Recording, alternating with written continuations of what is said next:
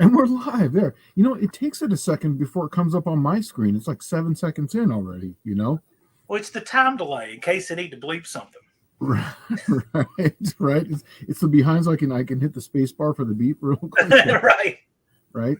So as you guys know, you can see that Mr. John Wilburn is joining us, and so that way we can kind of get this little, get it right out in the open. Dallas is going to just take a little break for a while. He's going to take a vacation, well deserved, and he felt that those 2 weeks were good, so he's going to take a little bit longer. And Mr. John Wilburn, bringer of the No Name Nationals, was kind enough to step in. So here he is. So round of applause, right? I always like getting to hang out in these lives with you guys, whether it be in the chat or on screen. I appreciate the invite from Professor P. So you're stuck with me tonight, but I think it'll be a lot of fun. Yeah, it's going to be fun. So while we're getting some people rolling in here, there's a couple things. I did misspeak the very last. I was absolutely completely wrong on something when I said something. I was speaking on behalf of a 3030 cam, and the Duncomf 3030 cam is not 30 degrees more. The Duncomf 3030 is actually 254. The 3030 stands for lash. I misspoke there. What I was talking about the 3030 cam when I was referring to was the Crowler 3030 cam, which was 30 degrees more 30 on intake and exhaust. So I did say Duncomf 3030, and I apologize. I was completely wrong on that.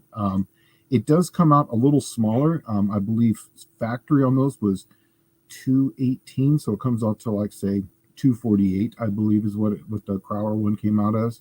And it was on a 110 LSA, I believe is what the crowd was. The good news is that this crowd will never hang you for such a thing. Yeah, well, but actually, it was one of our viewers, and I'm looking here. He's the one that brought it up. He says that he watches. I had it up on the screen, and I lost it because we did have a tech talk here. But when I find it here, he was let me know, and I totally appreciate it, and I said thank you to him. And when I find it, I don't know. I apologize, but if you know who you are, you do watch us, and I'm trying to go through really quick. I had it up here. Anyways, I'm sorry about that, but I wanted to thank one of our viewers for that, so I appreciate it. So, do I sound muffled? I don't know. I don't think so. No, these viewers are sharp. They catch a lot of stuff. This is a very sharp, intelligent, articulate community that comes to the Wednesday Tech Talk Live. So I gotta be on my P's and Q's because these guys they're slick. They know stuff. Okay, here. How about that? Does that sound better? Buff, does that sound a little better? It's been a while since it's plugged in. Yeah. Good? Yeah, sounds good to me. Okay, good. So, yeah, let me know if that's a little better. It defaulted back to the default speaker. It doesn't have, I actually use a Yeti style. So, okay, perfect. Well, thank you. Thanks for the heads up on that. So, yeah, we have our very first one here. Oh, what do you got going on? Let's start off with the right. How was your Christmas and how was your New Year's, man? Mine was fine. I mean, to me, Christmas is just a thing of survival. I'm glad it didn't snow, pretty much, right? I mean, with no little ones running around or anything, the holiday doesn't have that significance to me. But it was fine. I was glad. Got to visit a little bit of family and eat some good meals, and it's all good. Yeah. Dean, this is actually really good. Slant Daily sounds especially buff now. So why, thank you. That's awesome. We were off on it was a Friday before we got off. That was our first day off. And then we had to go back, like say Wednesday and Thursday. But I just took those days off. And believe it or not, when I moved into this house, I have a 30 by 40 garage that was part of the house we bought. So the whole reason why we bought this house is just like, hey, this is the house we want. Yeah, it's got a garage. I put in a very small airline and I got this big ass fan, like a really big ass fan. It's 110 inches. And I was going to put it up, but the fan would have been right underneath the light. And the last thing you want is that Oh no. strobe effect. Yeah, right. Yeah. So I put up the hose, probably about 2 years later. And so I've had this fan just sitting up against the wall because I have to move the lights. So what I did is finally, after all this time, I took this time to rewire, move the lights over, put the fan up, and then I have now just me and the boy just today put in the pull downs that I've had forever, just sitting there. I had one in, and I didn't finish the other ones. So now I've got 3 pull downs. I have a 250 foots and then a crank 100-footer reel between the 2 garages.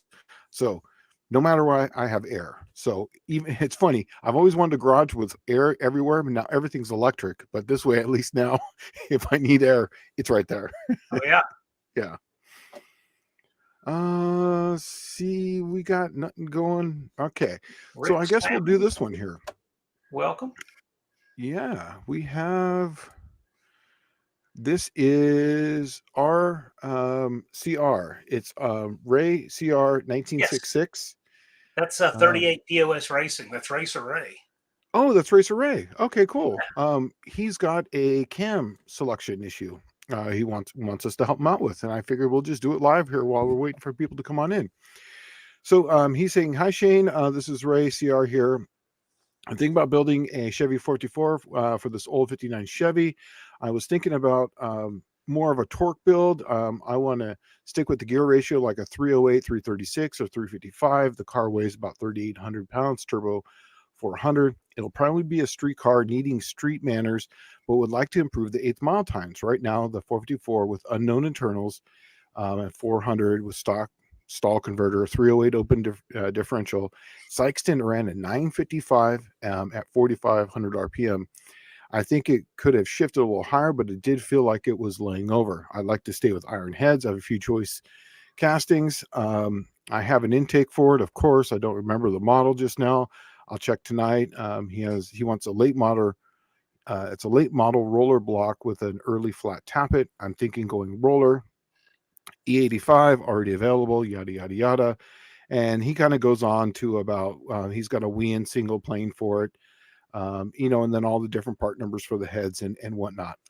So I went through and for something like this, I typically be very conservative on camshafts because I always like to have the smaller camshaft personally, because you'll build more torque with it. For this one, it's going to be almost ideal. This cam is a hydraulic roller. It's 218, 224. It's a low lift. It's at valve. It's a 510. So that way you're not cycling anything. The lobe separation's on, like I said, 110. And for this, it's going to be really going to be power from about 1,500 to about 5,200 RPM for this engine. It's typically you'd want something a little bit more, but I think for what you're doing, this would probably be the best, absolutely the best, because it's going to make gobs of torque and you'll be totally happy with that. I would agree. I think that most people tend to get a cam for the 1% of the time their foot's all the way in it, and don't get a cam for the 99% of the time their foot's not all the way in it. Exactly. And, there's a lot of here on YouTube, you can find some videos where Andy Wood has done some videos on drivability, and he said you'd be surprised with these engines. We're making so much power now that we drive with the throttle just barely cracked a lot of the time. Yeah. And this is why we're now running into these problems with things like the transfer slots and problems, off idle, because we're trying to basically drive cars on fast idle because we're making so much power.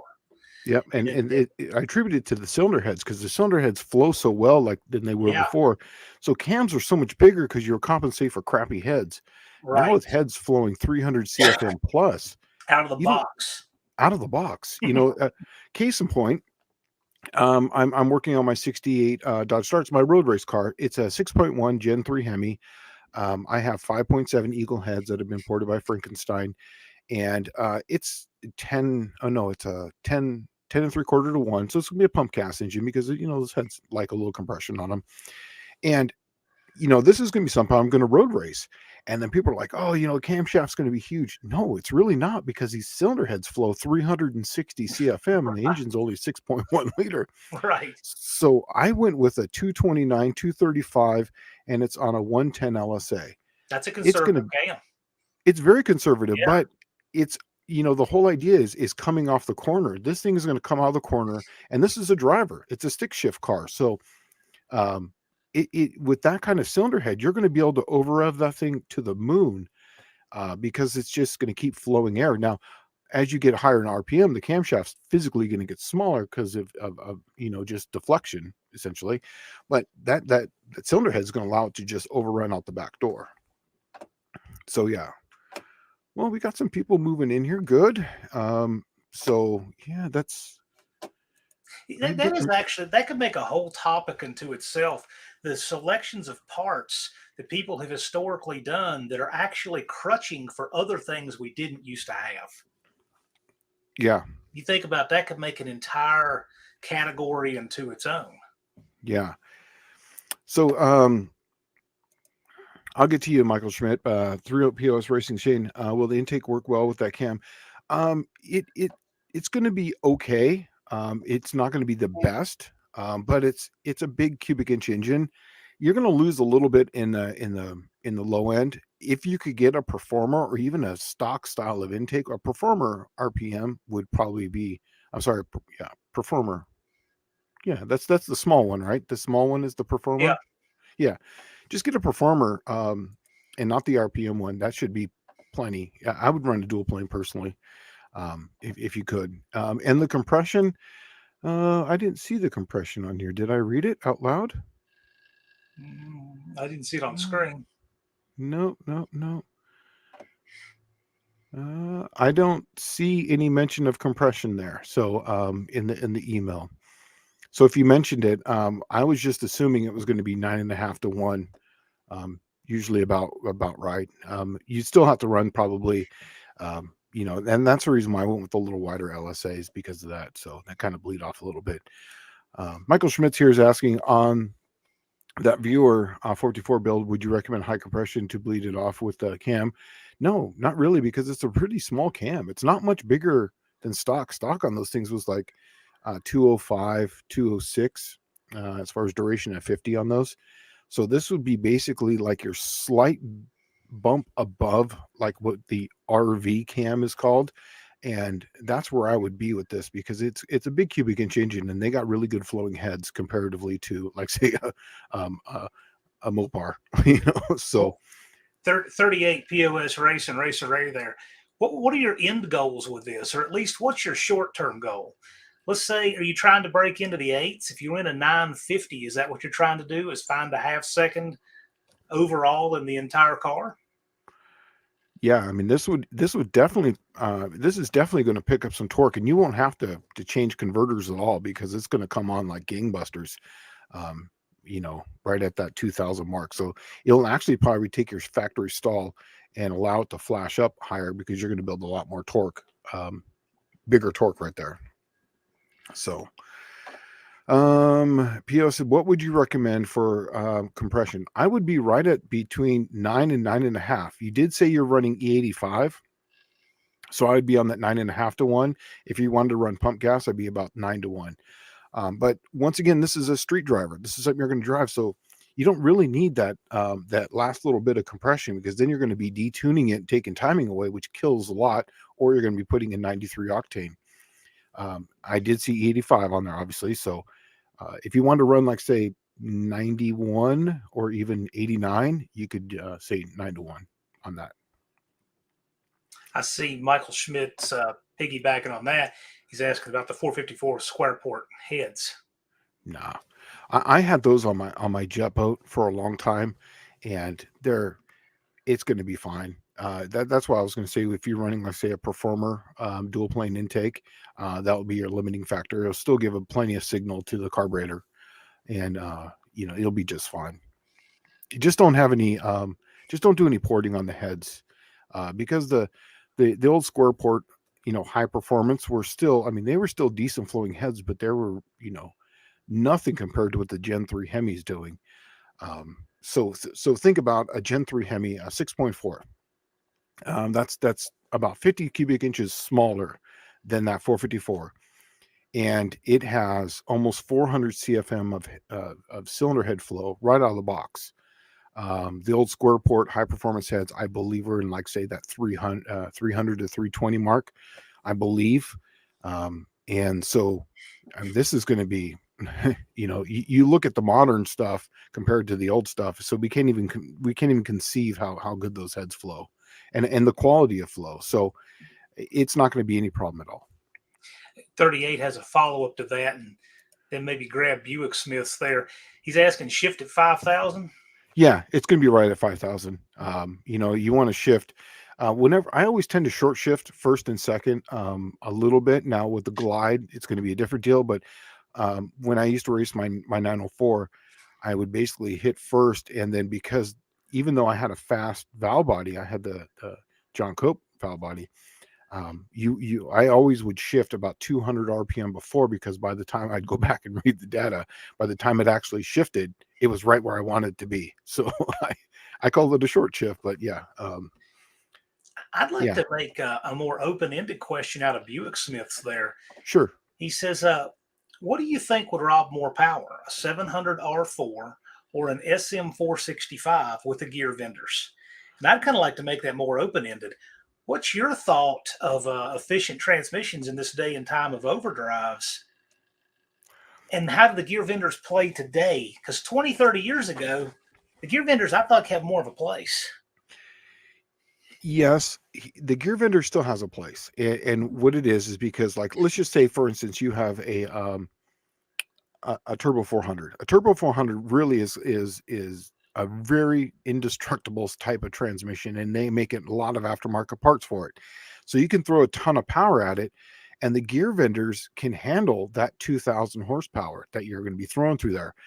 So in the drag and drive industry, the gear vendors is definitely probably the go-to thing if you're going to have an overdrive, in my opinion, because that way you can put the 400, drag race it, and then now you've got that little shift. Now, most people who are running the 950 class are going to have at least 1,500 horsepower, let's say, in a car that weighs right around 3,200 to 3,000 pounds. So you're not going to need a ton of gear. So most people are going to have, say, a 355 or 390 or even a 411 gear for like a 2850 tire. That's going to be in the 850 class, because they have so much power they can move that thing along. So that's going to bring your RPM right around that 2,000, that magical 2,000 to 2,200 at 65, 70 miles an hour. So now the SM465 manual, I am not 100% familiar with that transmission, so I do not know much about that. What is that? What is the SM245? Is that like is it a different type of name for something else, or is that? Yeah, is there an older naming nomenclature equivalent? I know this. There are some good choices now with overdrives that didn't used to be there. Like, for example, there were a lot of people that would run, say, a 727 Chrysler, and they would run a gear vendors behind it. And while that's viable, nobody is splitting gears to make 6 out of that. So in reality, you've got 3, you've got a good overdrive. Yeah, you have 6 ratios available, but it'd be very odd to be shifting up through that.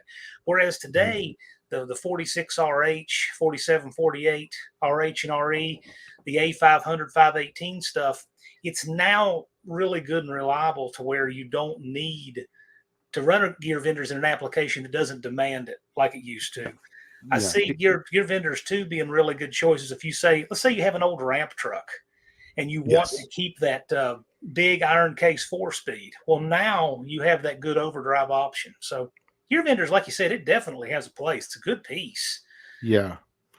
And the 700R4, it really comes down to how much power you're really dealing with, because the 700R4 is like 650, 700, I believe. And then after that, the transmission becomes so stupid expensive. It's not even worth it at that point for what it is.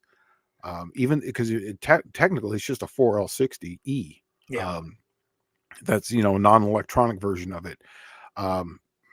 I know quite a bit about them because I got that bell housing done for the 4L60E, so I've been messing with them quite a bit.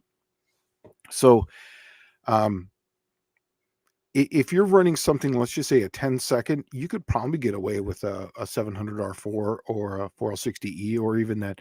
Now, an SM45 manual, I did try to Google that just to see what it is, and it didn't. Nothing came up. So He's saying below here that it's an old top loader 3-speed with a granny first for towing. It was in grain trucks and buses. So in his application, if it's still in that kind of truck, now the gear vendors is making a lot more sense, because yes, if you're running into something that heavy, you're going to destroy a 700R4. exactly. Yeah, exactly. So in this instance right here, I would stay with the manual. Yeah. I would put the gear vendor on the back of it. Yeah. 100%. And in fact, I think you can even put them in place of your carrier bearing if you mount them right. Yeah, exactly. It's called the divorce. They Right. sell a divorce style of those. So yeah, that's what I would do. Yeah. Michael Schmidt here saying something about Vizard says everyone is running too low of compression. That engine should use the cam to control detonation to make more power safely. Then would higher compression apply compared to, like, say, the 1990 builds? Here's the thing: is that okay? Let's go back to the Gen 3 Hemi, because Gen 3 Hemi is a really ideal engine. It doesn't get the credit that it's due. That engine from the factory comes with 11-to-1.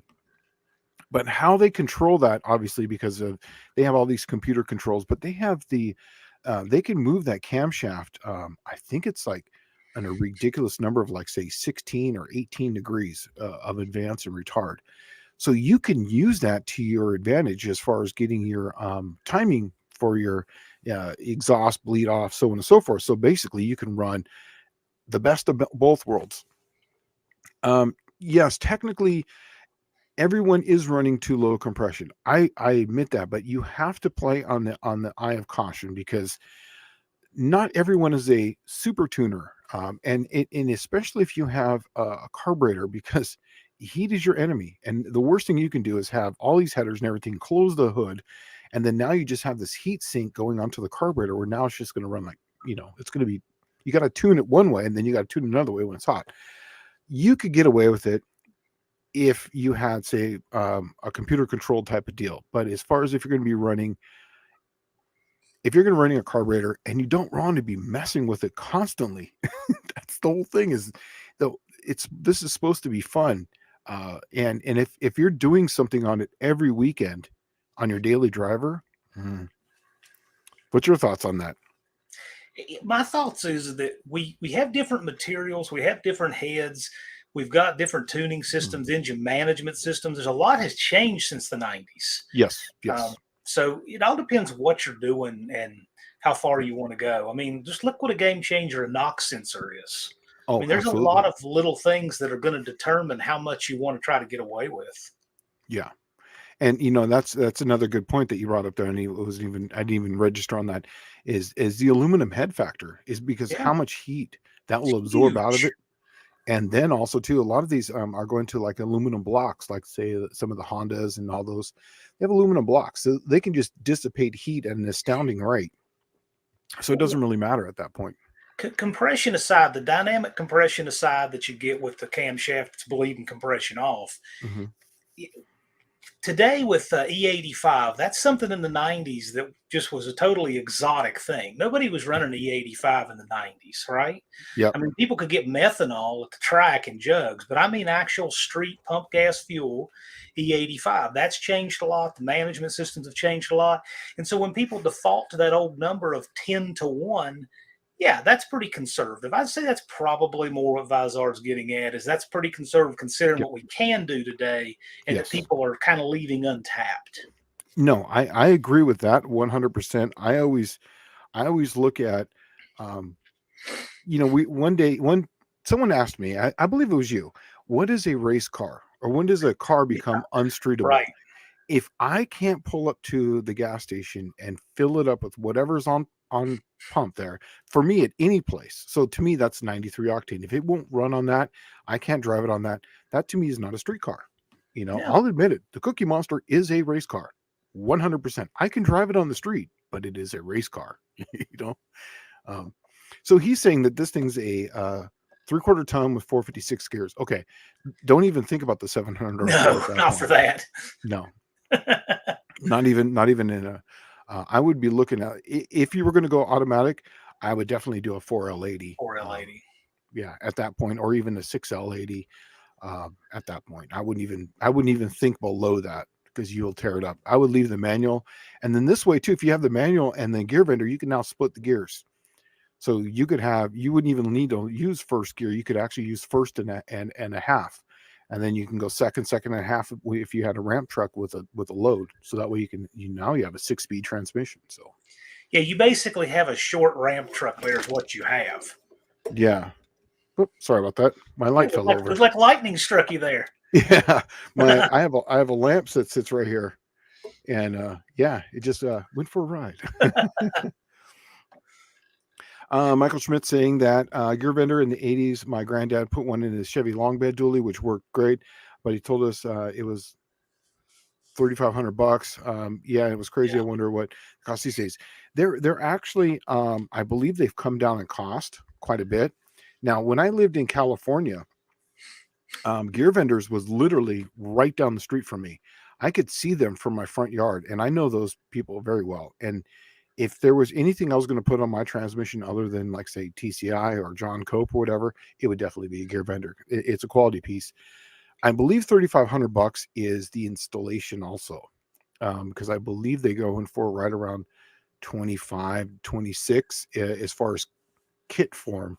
And I believe that it's another 2,000 to install it. So that would be about right. And remember, in the 80s, it was the new fandangled thing. So I could see $3,500 in today's money. That would be about what, 5-6 grand. So yeah, I could see that. Gear vendor, basically, when you have one, you can say that you have a piece of Lenco in your car, sort of. Yeah. You kind of do. Yeah, right. Okay. Have some Mopars. Hey, You know, one Scott. thing I forgot to do is I forgot to go through and greet everyone, but you know what? That's next week. Sorry, guys. I'm still getting back into the swing of things. Hey, Scott, 259 days, 3 hours, 32 minutes. I saw 2.6 on there. So Well, Scott has, and he has a very, he's got a really ambitious project. He's taken a Charger that most people would consider a parts car, and he wants to make it run and drive. So we're all cheering him on. what's his channel? I think I saw that. Evans Mopars. Oh, yes. Did Yes. he's already shown that on his Yes. yeah, because what I do is I go to all the people, you know, in the No Name National. I type in No Name Nationals and I see what cars are coming up, and I saw that car, and man, it looks rough. I wish him well. I want to see it happen. Get a tetanus shot now. Preemptive. We actually had a truck there last year named Tetanus. So Yeah. I thought Duke this Smith- was interesting, the propane. Yeah, I'll be running propane for a few of my rigs. Lots of polishing intake manifold and heads, as it will be a gas, not liquid in the right. Here's the thing. I wouldn't worry about that too much on this. Just get the propane running. Propane is a. I've done a lot of propane in when I was in California. A lot of people use propane to get up and over the mountains. It's an interesting fuel because it doesn't like to be held wide open now. At the time I was messing with this was like in the 90s. Okay, so things have changed quite a bit. They just didn't like to be held wide open for an extended period of time. There was a range where it liked to be. And you know, think of propane as kind of like, I don't want to use the word nitromethane because it's not, but it burns about the same. It's a very long burn. So I really wouldn't worry about intake manifold polish. I mean, I would just knock down all the flash. I wouldn't get too crazy on it because the amount of time you're going to have on that and the very small minuscule gains that you're going to personally see, it's just not worth it. That's why, I mean, I went really crazy on the cylinder heads for a lot of my slant 6 stuff. And then when I put on the flow bench, I was like, well, that was 20 hours of work for 10 CFM. I'll make it up on camshafts. You know what I mean? Okay. Oh, Bear Rose's garage is in here. Ah, nice to see you. Good. Guys, welcome. It's 2024. Let's see. Am I missing anything? I have a Charger. I have a Charger roof 20 foot from me right now. It's westbound soon. Okay, so he's got the roof going to Is the Heaven's roof. Mobile. You know, Yeah. you said 2024. Think about it. Next year, do you realize that cars made in the year 2000 will qualify for 25-year antique status? Dude, I was thinking about that Isn't that for wild? real. That it is wild. And next year, do you know that next year is me and Lisa's 25th wedding anniversary? Wow. Think about that, dude. That's a long time, man. That's a That's some quarter of of a our century. viewers weren't born then. Yeah, right. And the Pontiac Aztec, the first ones next year will be eligible for antique tags. Wow. Isn't that wild? Yeah, that is wild. Wow. I took one of the younger kids at my work for a ride in my Slant Six Dart, right? And he's thinking 1969 Dart, and he's thinking big rattle can thing shaking in your whole. I'm going. He gets in it, and we're just driving. I'm driving with two fingers. It's smooth. It goes down the road straight. Yeah. It's quietish inside. It's got a radio. And power brakes. He's looking around. And goes, "This thing's nice." And I looked at him. 69 Dart, man. Yeah. I mean, that's what they do. This is exactly what they're designed to What do. they should do. That's what they should do. Yeah. Chrysler basic. Okay, so Chrysler Corp basically had so many awesome LPG kits for the cars. I'm a long time Impo gas guy from the 85 2001 6-cylinder Ford. Yes, it works great. It's a really inexpensive gas. Now I don't know what propane goes for nowadays. Do you have any idea what it goes It's for? been a while since I've had to fill a propane, but we didn't have a winter last year, so I probably couldn't give you a good number. Yeah. And Michael Schmidt saying that propane would slow burn be good for small bore, long stroke engine as a power adder. A lot of people with diesel use propane. It helps out quite a bit to get up and over the grades. Remember, everything I'm contributing to this too is if you look at Google Maps and go Highway 8 from Imperial County, go dead west to San Diego. You go from below sea level to above 4,000 feet 3 times. You go basically from below sea level to 4,000 feet in the span of like say 40 miles, 50 miles. That's quite a climb. It is a massive climb, and it's 6% literally the whole way. And then you go, and then once you hit the Sunrise Highway on Highway 8, remember I lived there my whole life. When you hit that from that point on, it's literally downhill, so you can basically just kind of coast into San Diego from that point. So yeah, people have tried to get anything to get up and over that grade. Then diesels came out in the 2000s, and all that went out the window because you had diesel power, Yeah. diesel trucks. POA, see if I'm missing it. It's pretty cool. Oh, here we go. Bear Rose Garage. Propane is pretty cool, but a hot tip is to make sure the tank is removable. 100%. I forgot to say that. Thank you, Bear Rose. He is correct. Make sure that it is removable because I've seen that because they won't fill them in the car. That is correct. Unless it's an RV.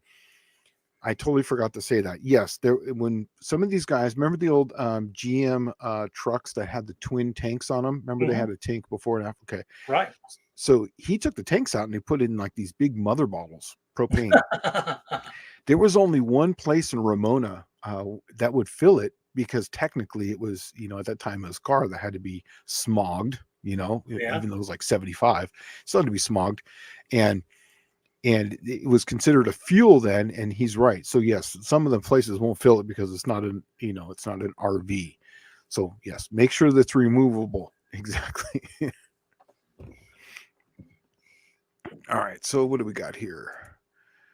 Have some more power. The rooftop is currently at Jason's indirect connection. I found a shipper today. It should arrive around a week or two. Finish up the garage, get it there, relocated, heat and stove. Awesome. Do you know that we got our very first couple bouts and I finally turned the heater on in the garage and it was like, I'm wearing a short sleeve and I got shorts on. But that's kind of my uniform anyway. So I was going to say that was your uniform at PRI in the dead of winter. Yeah. I mean, this last PRI, I had one day where I was out and about and I was in shorts, just the way, that's just what I do. It just feels comfortable. So Road tax. Oh yes, propane is because of the road tax. That's correct. Especially in California, man. Were they Nazis on that? Schweers and Gears. Hey guys, finally got some videos out of my Baja Bug and the 70 Chevy Street Rod. Thanks for the inspiration. Okay, cool. I'm gonna go check that out because man, I'm a bug guy, man. I'm telling you. I love the Beetle. Can't go wrong with I was Volkswagen. drooling over the Type 3 not long ago. I like any of those air-cooled Volkswagens. Oh man, I love them, dude. It was a simpler time. There was one place. It was called Powie Imports, where I grew up, and everything was that Impy blister pack. Remember those? Yep. Cardboard. Yep. And it was just, and everything was like $2, $1. cheap to build those cars. $3. And I remember when I got my 009 distributor with my blue coil, I thought I was like high stepping. I was like, check it out, man.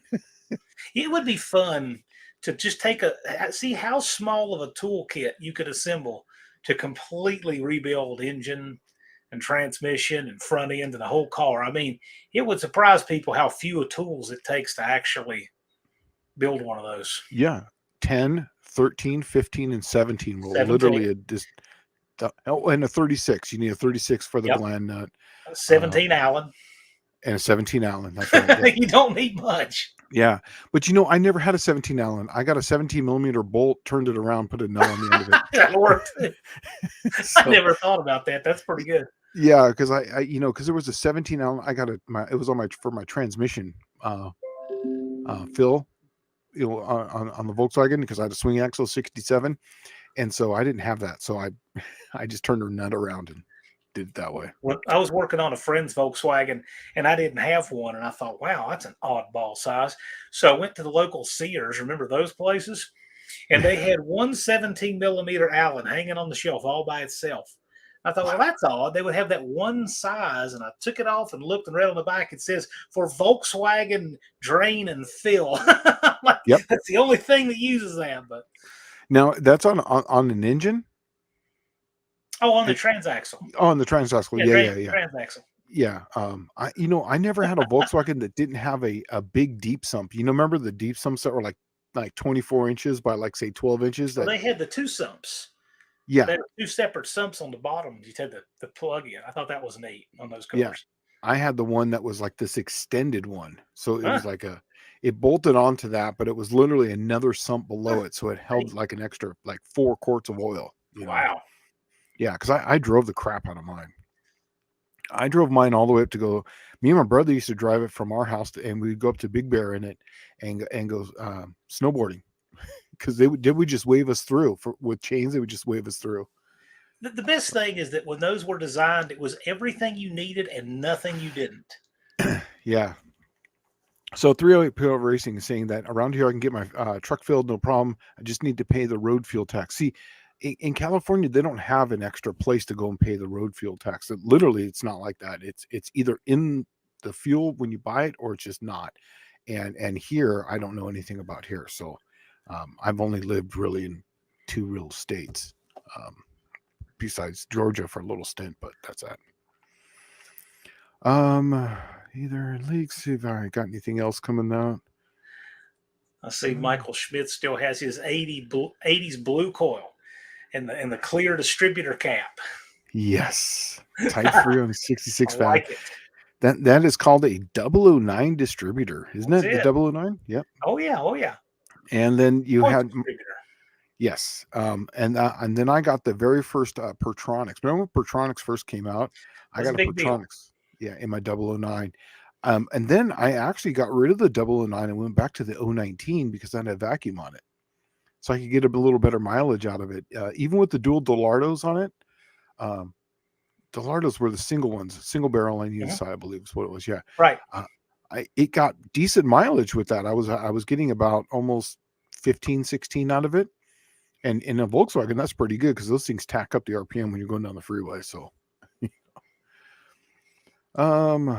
here, Val, Jimmy's saying about 20 years ago, there were a few LPG powered 6-cylinder turbo cars running 9s and 10s here in OZ, probably because of higher octane. But but not that popular anymore because of the E85. Exactly. That's the whole reason for it, is because E85 came out in the complexity of the propane and just having it's just not for everyone.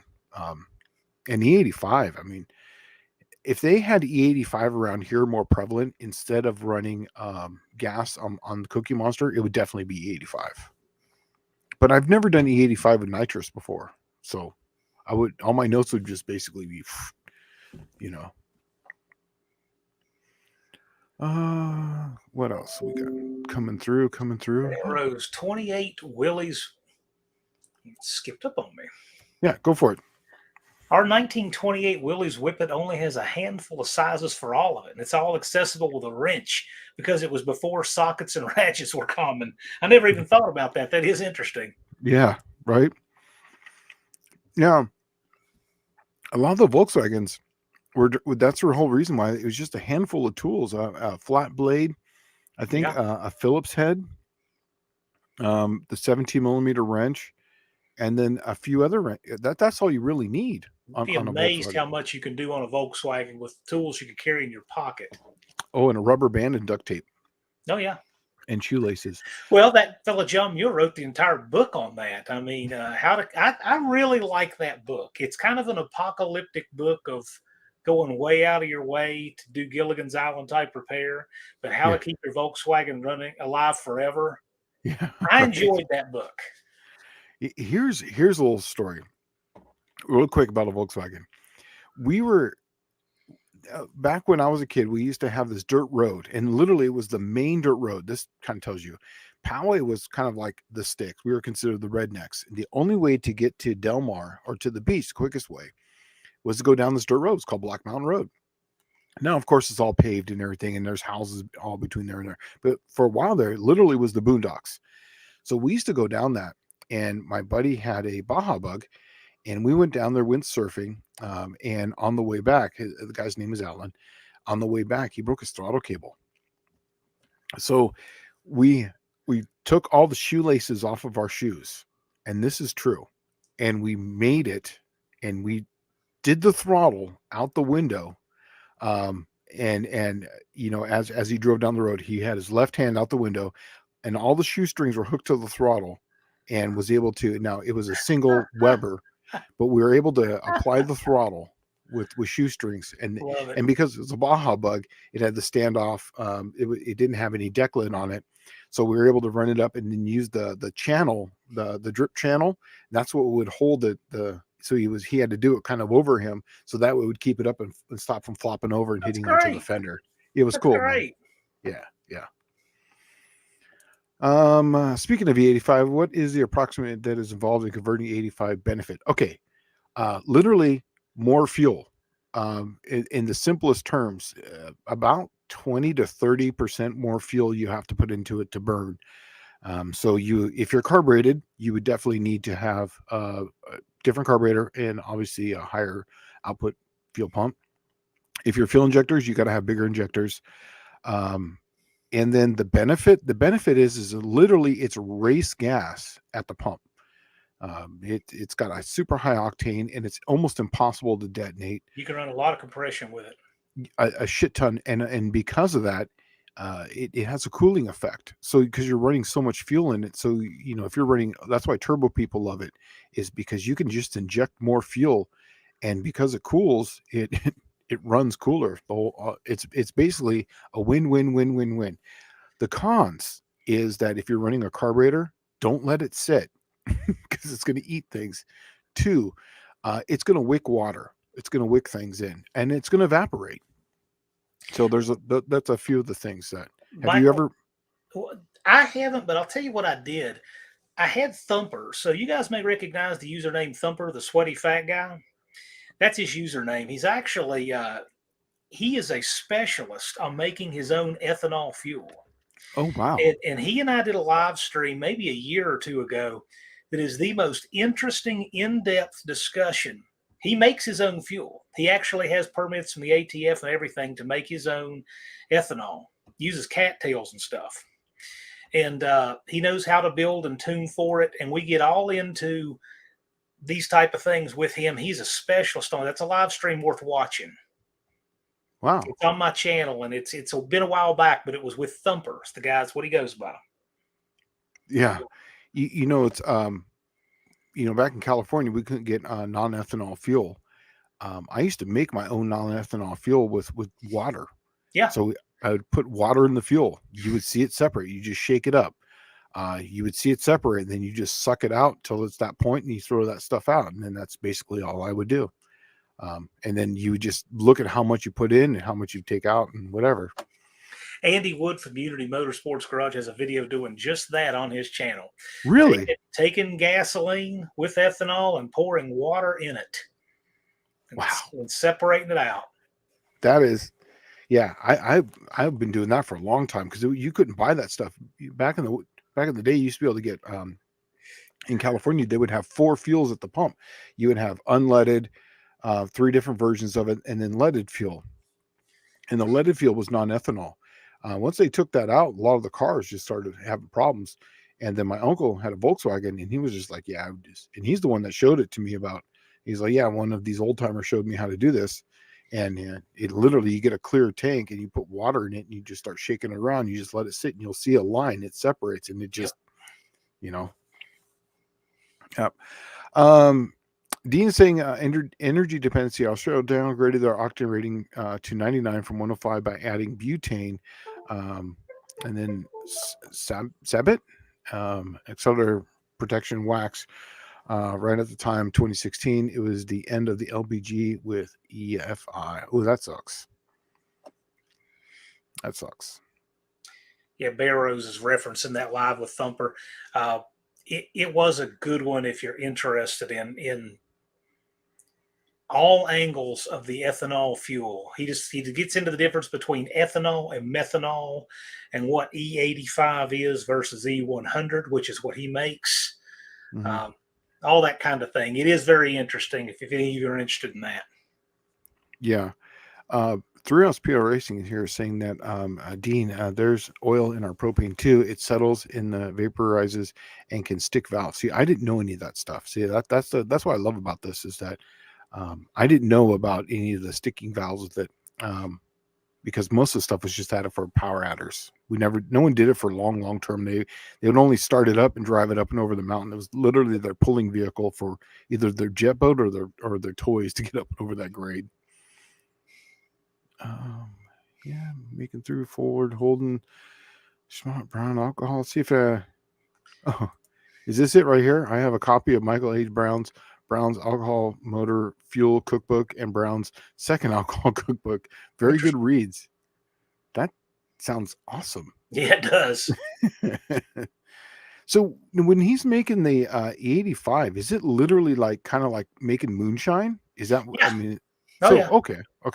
Yeah, he said it runs on vodka. I told him he should do a video sometime seeing, what brands of vodka cars would run on and how well, because he says they have different moisture contents. Yeah. And he's checking the moisture content when he makes it, right?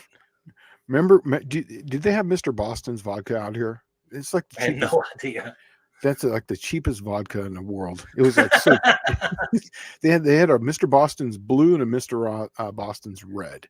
That's when people want it for effect and not for taste. Oh God, yes. Literally, it was one of those that you put inside the big vat of whatever you were throwing into. Right. Oh man. Just thinking about that kind of gives me that the feeling. Explain why you've seen your cars track running LPG, Shane. Oh, Schweers. You're seeing here. I was in your old stomping grounds last week. I bought a 2-bolt Ford Smart in El Cajon from Mills. Dude, that's awesome. Yeah, that's where El Cajon is. We lived in Bostonia technically. It's basically just slightly north of El Cajon, by about a mile. But it was literally unincorporated. El Cajon. So if we had any issues, we had to call the highway patrol. You couldn't call the cops. So that's awesome. I was thinking about that. I'm going on my 4th year right now. I've been out here for over 3 years now. And for the first 2 years, I was like, man, I want to get back. Now it's like, really don't have much desire to go back home to visit. You would remember when when Chips was the real deal. When you would see Yes, the highway patrol wearing those uniforms and everything. 100%. In fact, and I still know where they have that shot where the high patrol's at, and then all the freeways are circling it. Yeah, yeah, That's a real place. yeah. That Oh, that yeah. that was a real place. My Huh. uncle was in the LAPD. He was in the LAPD in the Newton division, and so growing up, I used to go up there and see all that, like that kind of stuff. So Newton was a really bad part of LA back then, and even now. But I did get to see all those cops and what they did with those bikes. Like what you see on YouTube now, what they do on those bikes where they have those cones set up. They were doing all that back in the 80s, and That's a lot of cool. those guys were on the Kawasaki 1000. Was it the Kawasaki 1000? Yeah. I think so. All right, you want to get this one? I'm gonna get some. Stay-Bill, if it's added to a fuel tank before a car sits in California, will Stay-Bill project will protect the carbs from the ethanol. Okay, I don't know this. I will say this though. I have a friend right now. He messaged me last night. He has a fuel tank that he has had the problem with it stopping up the fuel outlet in, and it's the only tank he's ever had Stay-Bill in, and it's the only tank he's ever had this problem with. Now, I'm not saying the Stay-Bill does that, but I will say I'm not big on fuel additives, and that is why. Mhm. What I learned from Thumper, you have a bigger product, you have a bigger problem with the stuff they put in E85 that's not alcohol. It's all the additives in the fuel that he sees causing the corrosion and Yep. such, more than the alcohol itself. Yeah. So that's just what I hear from my friends doing this stuff who have worked with alcohol and who have worked with Stay-Bill. When I I've never used, worked with Stay-Bill and I've never had a problem. I just drain it and put it back because believe it or not, the fresh gasoline is an amazing solvent. So if you drained it before you put it away, it'll probably be fine. yeah, I keep 15 gallons of fuel on hand because we have to mow lawns and all that stuff. But we can buy non-ethanol fuel here at the pumps where I'm at. I will only use Stay-Bill in non-ethanol fuel for that very reason, because I used to put it in different gasolines for cars because I didn't get around to drive all my cars all that much in San Diego. And I did notice the same thing, is that I was having issues with just gumming up crap.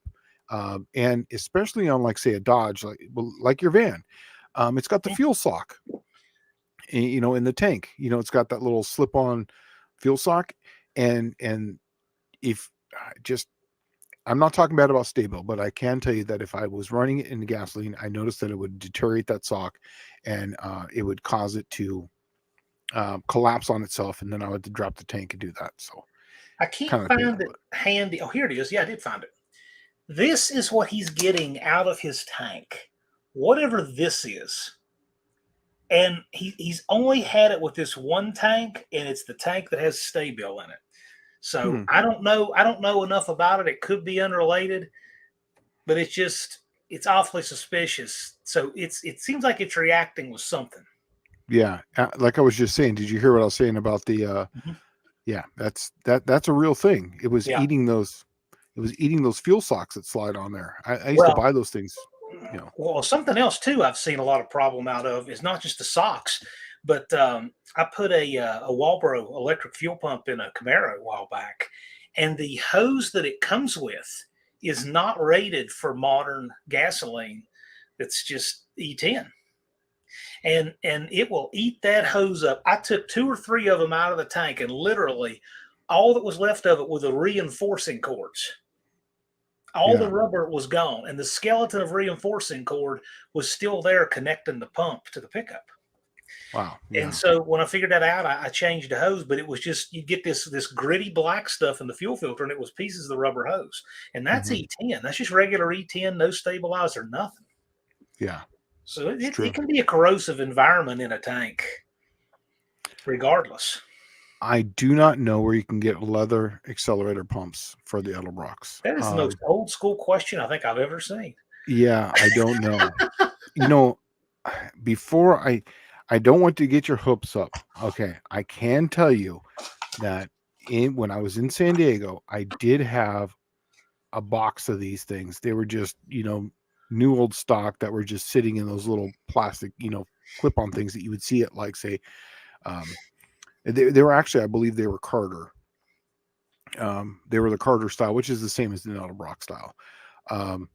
And what's the name of that place? It was Super Shops is where I had them. Yeah. I will look for them because remember, I did move almost 2,000 miles. So I can't tell you if it's still there or not. I did have a box of them. I'll look. I'll look. While we have Max Wedge, Dick Dastardly up there, if you notice, I've been putting up channel stickers in my studio here, and I've yet to get to this one. Max Wedge, Dick Dastardly's Max Wedge of Doom. He sent me that. Sticker for the win. That one's going up right in here somewhere, so it's coming. That is the best sticker. Is that an incredible channel sticker or what? That is awesome. I've been working my way toward it because it's so big that it takes up more real estate, right? So now that I've gotten several of the normal size ones in here, and I've gotten this framed, it's going up in this area here. But I just want you to know that I've been working my way toward that. Yep. Oh man, that's funny. So this is a good follow-up on that. Is the leather? Why would you want it? Michael Schmidt's asking. I don't know. I've always had good luck with the with the rubber ones. But I think why he's doing that is because he's probably running race fuel with high lead in it, so it's probably having a problem with the newer type of pumps. I'm assuming. I don't know, but I do know that the leather ones did work really good for a very long time, and they were basically impervious to everything. It seemed like, except for sitting. Once they sat, they died. If you kept them wet and running, they were fine. That's at least what I've noticed, and that's why I picked them up. I used to tune a lot of people's carburetors. That's how I learned a lot of this stuff, and a lot of people would pull their cars in, and literally all it was just an accelerator pump. 90% of the time, they're like, I hit the throttle, or they had it too leaned out, and then they had it too far in, so it was beyond the transfer slots. Just little stupid stuff, He's saying that I've seen racing fuel race pump and a half line foot from the tank look like crystal. Yeah. I've seen that. Buick Smith, you can email me. It's on my channel, john@PrincetonDragway.com, but you can email me there. Barrows is saying that's what pump ethanol turns into, is that crystal stuff, I guess. Barrows is saying if you taste the white powder, go for it, John. Taste the white powder. The people who would taste the white powder are the people that test their 9-volt batteries. That. Right. Or they come up to you and they say, "Hey, do you have fillings in your teeth?" Yeah. Here, eat some of this tin foil or this aluminum foil. Remember, did you ever do that? No, gosh, no. I watched someone to come up and it was like, "Hey, take a bite of this tin foil, this aluminum foil," and I was like in 5th grade. I'm like, "Are you stupid? Like, I'm not going to do that. Like, you're only doing this to hurt, right?" And I watched some other kid come up. Okay. Tinfoil itself just kind of weirds me out anyway. Yeah. I don't like the way it feels on my hands. I don't like the way it sounds. I just always thought it was kind of weird. Can't imagine biting into it. Oh yeah, right. Ugh. Oh man. Max Wedge is saying that the leather pumps are at least 20 years old and still working. Yes, it does. They literally work for as long as you keep them wet. Like I was saying, they literally last forever. The only time I've ever seen those die is sitting, and a lot of that was from the boats. Imagine these guys who have jet boats; they'd run these things for 5 or 6 months, and then they sit for 5 or 6 months, and they would wear out. So I got a lot of those leather pumps because I got them for like 15 cents each. Those little ones that you clip on to the end. But yeah, he's right. They literally last forever, as long as you're running the correct fuel. Speaking of stickers, Max, since Max Wedge Dick Dastardly reminded that, I'll remind you guys of something too. I've added something new to our website, so we now have channel stickers, so to speak, for the No Name Nationals.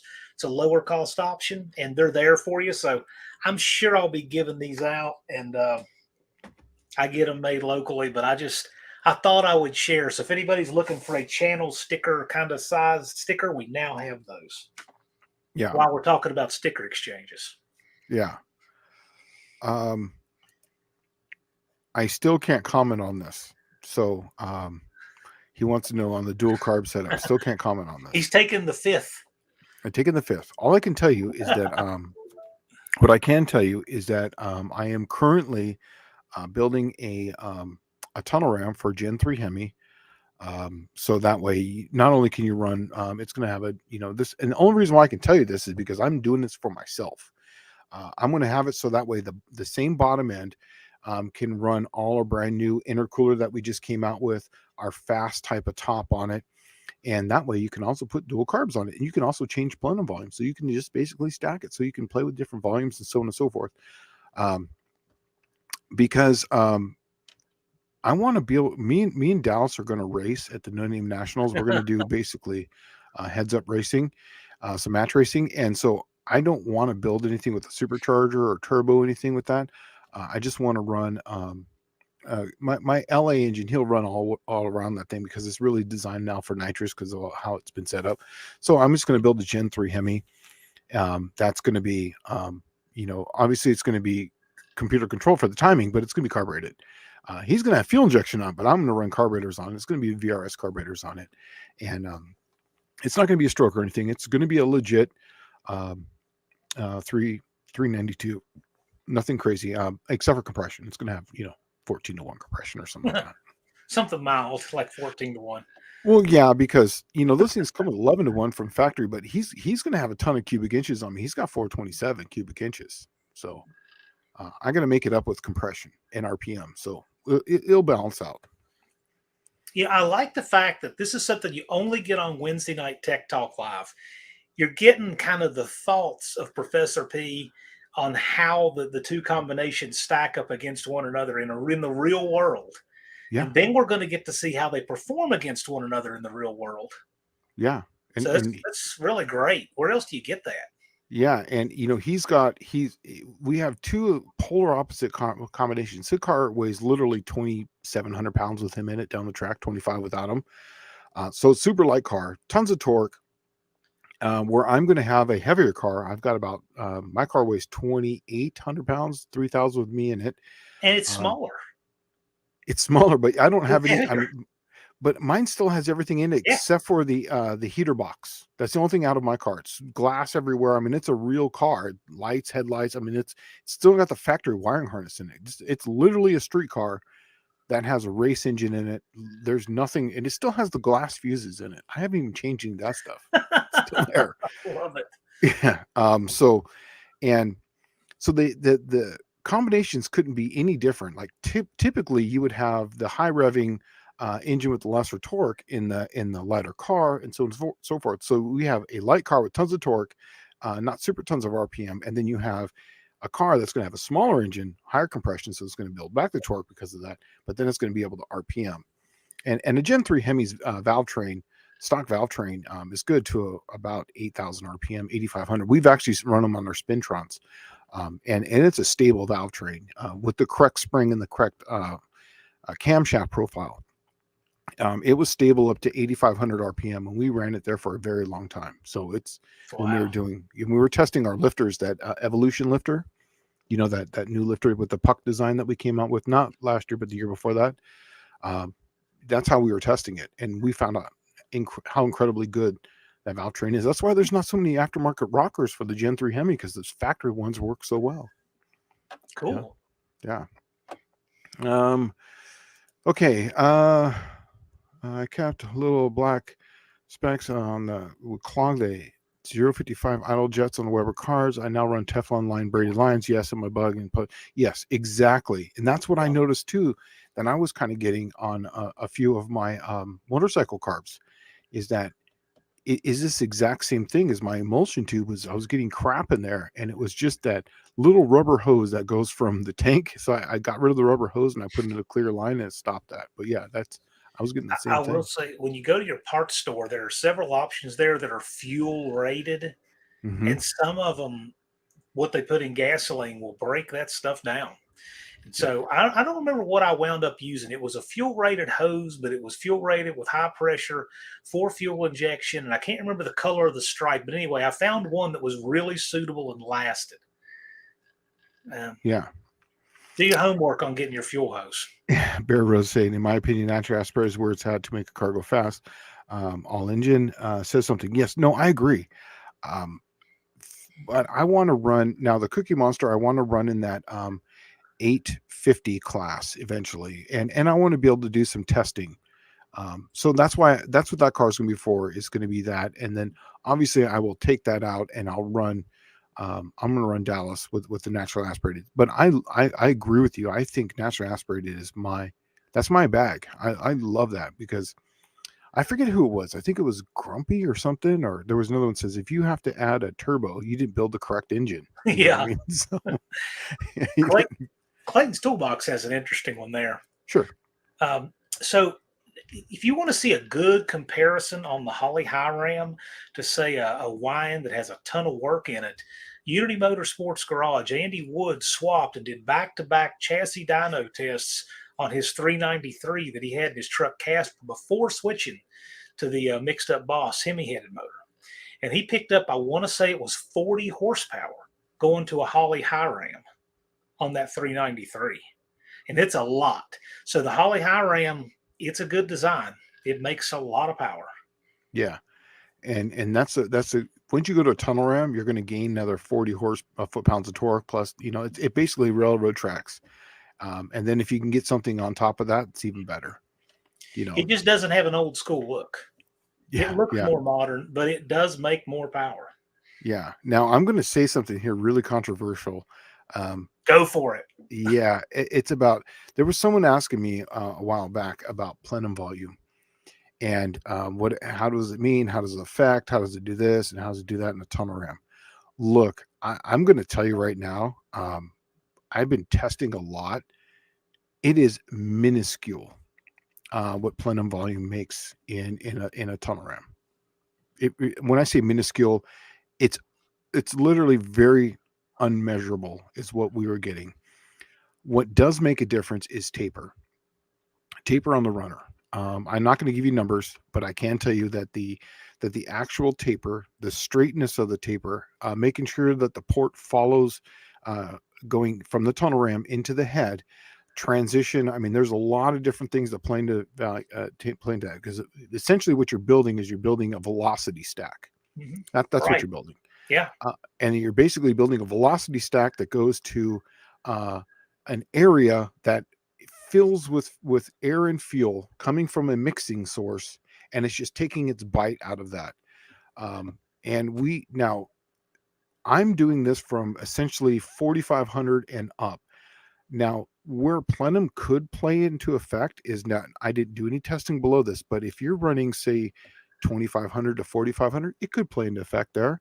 But I didn't do any testing down there because this is race car stuff. So I'm doing 4,500, 8,500.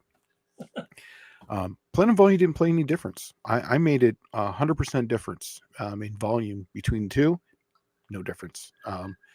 It didn't really. Now, once I got too big, when I say by too big is more than the cubic inch of the engine. Let's call it that. It actually hurt it. It literally went the other way. It was killing power. So just make sure that your ports are correct. Obviously, you don't want to have the ports right into there. So you want to have a little bit of just plenum, but don't go crazy with it. As long as the ports aren't touching each other, pointing towards each other, like say two ports like this, have them apart, have some sort of V, no low spots for fuel to collect. Make sure that the ports are underneath the carburetor so that you don't want to have one way over here and the carburetor sitting over here. As far as like at an angle, like carburetor here, that over there, so have the taper so that way they kind of come up and meet underneath there. Then you're going to be fine. It's going to be good. It's really hard to mess it up as long as you get the correct taper on them. Now, the reason I'm not telling you what I'm doing is because every engine, every camshaft combination, every cylinder head, every exhaust, stepped headers, collector, all that plays into a fact. So whether it's going to be 1% or 4% or as far as taper, how it's going to do it. And I'm going to tell you right now, I'm telling you the wrong numbers right off the bat. It's going to play into effect. So that's why I'm not telling you numbers, because he said to do this. No, there's a lot of math involved in it, a lot. So yeah, a couple of things. Sure. Buick Smith, yes, that is the right email, john@PrincetonDragway.com. And Colleen is asking a question about Barrows. He uses the NICOP, the nickel copper brake line for fuel. No problem. That'll pass tech. Yeah. Yeah, I mean, it's rated for use with brakes. I mean, it'll handle any amount of fuel pressure anyone could conceivably run. Right here. Barrow's Garage, a turbo will double whatever it makes NA. More than likely, yes. That's the average, because you're just adding another atmosphere, up to 14 pounds or so. So it doesn't mean anything that you want to make less horror than it could. Here's the thing: is that I guess what he's getting at is that if you have two engines, because these things are just air pump, doesn't matter if it's Ford or Mopar, Chevrolet, whatever. It doesn't matter. It comes down to the skill. Right. You can build, you can get the bitchin' heads, you can put it all on there, and you can, let's just make an arbitrary number, 700 horsepower. Okay, awesome, that's good. But if you get someone who's skilled, Vizard, I could go down the name of list of people that I know personally that could take that engine that makes 700 horsepower and make another easy 70 horsepower out of it in a couple days of just massaging it and blueprinting it. That's where the skill comes in. So what I'm getting at is that if you're doing something NA and you're building it yourself, that's the key word. Obviously, people with big pocketbooks can just go and buy someone's engine and it just kicks ass. But it comes down to the skill and knowledge, and that's what I like about that. Still, is that when there's the Dallas for Shane type of deal, is it comes down to, we both did these in our garage. We both built the transmissions.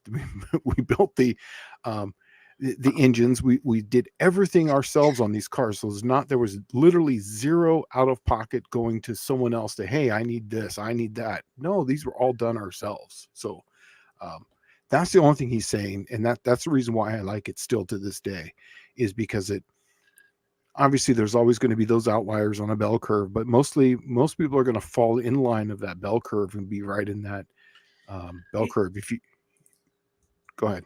I'm just thinking, this is all the challenge that we decide we want. Mm-hmm. Really? Yeah. I mean, isn't it? I mean, are we ever going to compete with the guys in pro stock making 3 horsepower per cubic inch naturally aspirated? These are chosen battles, and we're deciding what we want to try to challenge ourselves with. Yeah. So if the challenge is how much horsepower you can make out of a single cylinder, then you could say, well, gosh, I could have had 2 or 4 or 6 or 8 or 10 or 12. Why would I ever build a single cylinder? So that argument could really be made about anything. True. Because there's always something more powerful. So to me, I think we just pick and choose the challenge we want.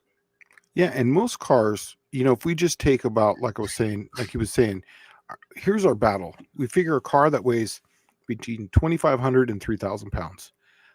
We have a 2-speed, a 3-speed, and different gears to choose from. We got a converter. And then we more than likely you're going to either on an 8.8 or a 4.9 inch. So right there, everybody's got about the same high point angle on the rear end. They're going to have the same type of gears within either 254 or 277 first gear, either right in that range. Mm-hmm. So it really comes down to just your combination of parts. And it's not just, I was able to put a bigger spring in a turbo and beat. This is really what it is. And what's really cool about it is that 99.99% of the time you get a competent builder. When me and Dallas are racing, we are literally looking at each other going down the track. Like, we're, and no one's like just driving away. Literally, it's like this. It's within a bumper. Like, there was a time where I was racing and I didn't know who won. I had no idea who won. And until the light came on, then that's how you knew. That's the only reason why I like it, is because it makes for closer racing and not just who tuned better with the turbo that day. That's just my personal preference. That's all it is. I enjoy that type of racing, and I did notice that. I always forget the Nelsons. Remember when they had their accident? I Yes. watched a few of their videos, and they were talking about how they're going to go back to naturally aspirated because things get out of control so fast as Right. far as how fast they go. I've got 3 kids. I want to be able to have a car that, a 6-second car is still fast. No matter how you look at it, something that runs even the 590s, that's fast. Yeah. It's still controlled. It's still a controlled far. It's not a 510 in the 8th mile or a 550. That's a big difference between a 590 and a 550 car. So I don't know. To me, it just makes it a little bit more control, a little bit more fun, closer racing. But this is just my opinion. I'm not always. I'm not right on this for everyone. Just for me, that's what I like. I look at it as, we choose how we want to do it. Yep. How do we want to go fast? What challenges will we enjoy the most? Because if it's Mhm. just about going as quick as you possibly can, then you just go land speed racing, or you Yeah. get in a jet, or you're Sammy Miller, and you're just seeing how much you can cheat death. But to me, there's a lot of value. What's the quickest 6-cylinder I can make? What can I do with this challenge of streetability? Oh, Andy Wood just showed up in the chat here. Andy Wood gets 16 miles to the gallon with a Tunnel Ram 393 and 430 gears, Yeah. non-lockup automatic, in a 4,000-pound truck. So to him, he looks for these challenges like that, not Yeah. just how much power it can make. Yeah. Changing gears because we do have a little quick tech on this one. He's saying a quick question I forgot to ask: what CFM carb would you suggest for the 454? If you're going to run headers, I'd run a 750. If you're not, I would just run a 650 because you're not going to RPM the thing. There's really no need for it. And then that thing, a 650 would be. Some people say, well, that's way under carbureted. You want torque? That's going to build torque because that's going to atomize that fuel instantly, and it's going to be awesome. 750 would be more ideal if you're going to go beyond that, say 4,500 much. But if you're going to be driving it more than racing it, I would use the 650 for driving it, and then I would use the 750 for when you want to get up to that 5,000 shift mark. That's just my opinion. I like the smaller carbs on daily drivers because it gives a better atomization, it gives a better throttle response, and a better signal. If I'm wanting one carburetor, set it and forget it. I'm going to do a 750 vacuum secondary. Oh, yeah. That would be what I would do. If I was going to have 2 carburetors and you wanted to have your 1 mileage miser, do your 650, but then have your 850 double pumper to stick on it to track. It takes all of 5 minutes and, whatever. At least it's a carburetor. You can play with it. You can see what you want to use. Yeah. You know what's funny about that is that I agree with you. You are correct. I don't like vacuum secondaries. Yeah, I get it. I've never liked them. I've learned. I've had better luck with the double pumpers too. Yes, it just you can tune them. I know that you can Yeah. have all the different things. I've never liked them. They have, no matter what have done, and no matter what, there'll always be at least some point in time in the RPM, depending on when you hit that throttle all the way down. Yeah, You're going to get that bog. No that's matter true. what, you're going to get that That's true. sound. That's true. Yeah. Clayton's asking, what about Airflow CFM car recommendations on a dual carb tunnel ram? Well, look at Andy. Let's just take, for instance, Andy. Big ass truck. I mean, you just went through all the specs on it. Big ass truck. What was the cubic inch on the engine? So the truck had, up until last year, it had 393-inch small block Ford tunnel ram with 2 660s, which are actually sitting right there, by the way, a pair of 660s. And so now it has a 427-inch Hemi-headed small block with a pair of 750 Dominators. Yeah. Tuned proper. I mean, the engine can only demand so much of the carb. It's not like the carburetors are setting the CFM to the engine. It's the other way around. That's correct. Yep. And then depending on the signal to the carburetor, you have to jet accordingly, because if there's low airflow through there, you have a small signal. So therefore, technically, you have to go way up on the jet, because you got a small signal. So, yeah. Oh, Ben Alameda. Yes, he's a Southern California guy. Yeah, they're out of LA. I know these guys very well. We used to race with these guys all the time. They've I was told he has a channel now. Doesn't he have? Does he have a channel? I don't know. I don't know. And someone just texted me, said that he has a channel. So, but yeah, he's definitely prefers NA builder. Yeah, because we have well, I shouldn't say we, in Southern California there is a huge thing, and this is why Dallas built that GT class. Is there's a huge following for the NA class, which I used to race in. Dallas used to race in, and it was a 1050 class, small block, or if you had a big block, you had to run no, you could run a 29 1050. If you had a small block, you had to run a 28 1050. You had a big block, and then they had, I believe that was really the only rule between the two. But they raced heads up between the two, and the fastest one right now, I believe, is Shiloh Davis, small block. They call the white dart. He's a 5. He runs 550 in that car. Man. Yeah, and it's fast. 68 dart, man, runs 550s. That's got to be spooky. It goes good, man. I'll put up some videos in the chat in this thing later, but see if I missed anything here. Going fast challenge. Yeah, right. All right. This is the truth. Turbo Fox bodies, Mustangs, LA Sauce. Yeah, exactly. Right. Yeah, that's. Yeah. Well, look at it like this. So NHRA Pro Stock went to fuel injection, one manufacturer for intake. They had a prescribed throttle body. And guess what? Everything went to Camaros. Everything started to look the same, and the stands started becoming empty. That's right.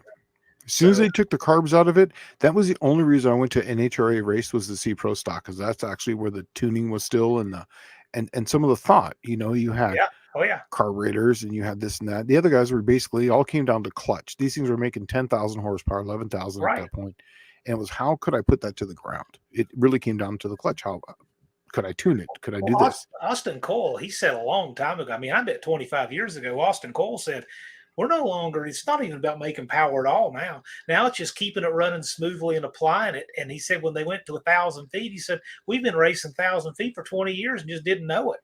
Because by then, I mean, so it's all just management at that point. Yeah. The quest for making power has long been gone. I still like using this stuff where we still have some of that quest. Yeah.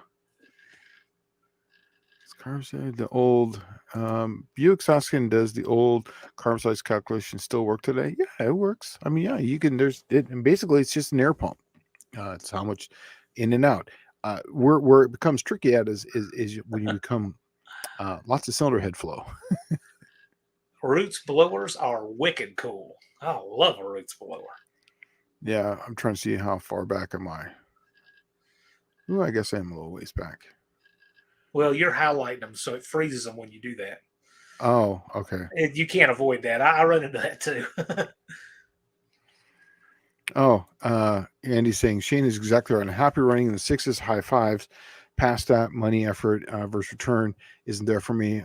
But that's just me. Yeah, no, I couldn't say that better. I put nitrous on the Cookie Monster just for the No Name Nationals. And yeah, that was that. But I'll run it in here, some events. My first event, I think, is going to be in April with it, and I'll run some of some of those. I want to say no prep, but some of that 20 1050 class that they got going on around here, and I'll give it a go, see what happens, and just for fun. I don't care if I win or lose on this stuff. I'm just going to have fun. But yeah, this is, and then I might even sell that engine if I don't throw the crank out the bottom. You guys will be the first ones. I mean, it's got good stuff in it. Crowler crank, Crowler rods, custom pistons, 360-1 heads. Because after that, this is my last LA. I'm going Gen 3 Hemi after this. In fact, the Hemi's in there. It's in the garage. You guys don't have any videos on it because there's stuff on it I can't show. So, but yeah, that's yeah. Hopefully by No Name Nationals, things will be different. Professor Pete's Secret Laboratory. Actually, you know what? We released the heads, right? We released the heads. Yeah, we released the heads last SEMA. So yeah, you can talk. I can show some of that stuff then. Okay, good. Oh, I didn't know this. Pro Stock's got an RPM limit now. Is that true? 10,500. They went to a 10,500 RPM limit in 2016, and there were teams turning as much as 12,000 RPM with carburetors. Yeah, see that takes the Hemis right out of the equation, right there. Boom, Hemis are Well, gone. I mean, you did. There wasn't a Hemi car in the field after that because Mhm. Alan and Roy Johnson were running a Hemi, and they were turning close to 12,000. Yep. Killed the program. They didn't want to start over. So Yeah. they said it was an effort to make it more affordable, but it looks to me like it was only the extremely well financed teams that survived it. Just Mopar Joe called me, and I know the day because it was Thursday. I was driving the kids around. We went on a drive, and I was doing some video recording, and we were driving to the to all the different dams. There's 3 different dams, like Granada, Udi, and then Sardis. Right? We were doing across the dam and all these things. And I told him, "Hey man, I'll call you right back. I'm doing something right now. I totally forgot to call you back. Sorry, Joe." So sorry. I'll call you back. I promise you I'll call you back tomorrow. I'm so sorry, dude. As soon as he saw that, I started laughing. I was like, oh yes, I remember that now. And that's what happens. I'm crossing that 50 mark, man. I'm gonna blame it on that. All right. You got a little while to go. 1 year? I was gonna say, yeah, you got 1 year. Yeah, I'm cresting that. I'm getting close. I got 1 year and 17 days. See, he'll hit 50 first, and he'll have a year to get Dallas ready for it. Then Dallas will have a year to get me ready for it. And then Joe will be laughing at us because he'll still have another decade to go. Really? Yeah. Bastard. I know. But you want to know what? I think I was in better shape in my 40s than I ever was in my 30s because I didn't understand. You know what I mean? At least I was just in better shape in general. So yeah. Let's see, moving through. Casper will run. Oh, here we go. I see a prediction here. Here's the thing. If Casper ever runs a 5-point win this year at least once, I will race you because that's my goal. Is that we'll do an NA race, and we're not going to put $5,000 on it or anything like that. We're just going to race, and it'll be fun because that's we're trying to get Dallas to that exact same point. So we'll have cars that are like in the 6.0s. Good conditions could hit a 590. Nothing really faster than 590 because then the math just becomes out of, you'd have to make way too much power. But this means you're going to make an honest to God 700 to 750, just under 800 horse. Once you get over 800 horse, in the car. Now you, on the other hand, because your car weighs 4,000 pounds, you're going to have to make the 800 horse right off the bat. Well, actually, Shade, he's not that far off from that. Yeah. Oh, I know. He's going to have to probably make. I think quick math in my head, he's going to have to make like probably 820 horse, I think is what it is to get That's that not weight. out of the question. That's awesome. That's I not like out that. of the question with what he's got there. Yeah, I would like to make, I would like to do that, but I want something that's a little less aggressive. Something I will take away power so that I can have a little bit of longevity on purpose, Oh, I feel like, what's he saying here? That's why hot hatch race huge. Drive your car even when you're going barely through breaking the speed limit. Yeah, okay, gotcha. Oh, I just turned 50. Damn it. What's it like? Yeah. You're still alive to tell us, so Yeah, right. it can't be too awfully bad. He says it's all good. I was going to talk to you about unswapping my Gen 3 Hemi Challenger. Dude, you know what's funny is I saw that video and I was like, you know what? I agree with you. I think that would be awesome because a 400, and it's funny, you, Joe, John, and I all have the same thing. I love the 400. It's my favorite engine out of the small block Mopar, the Mopar family. Yes.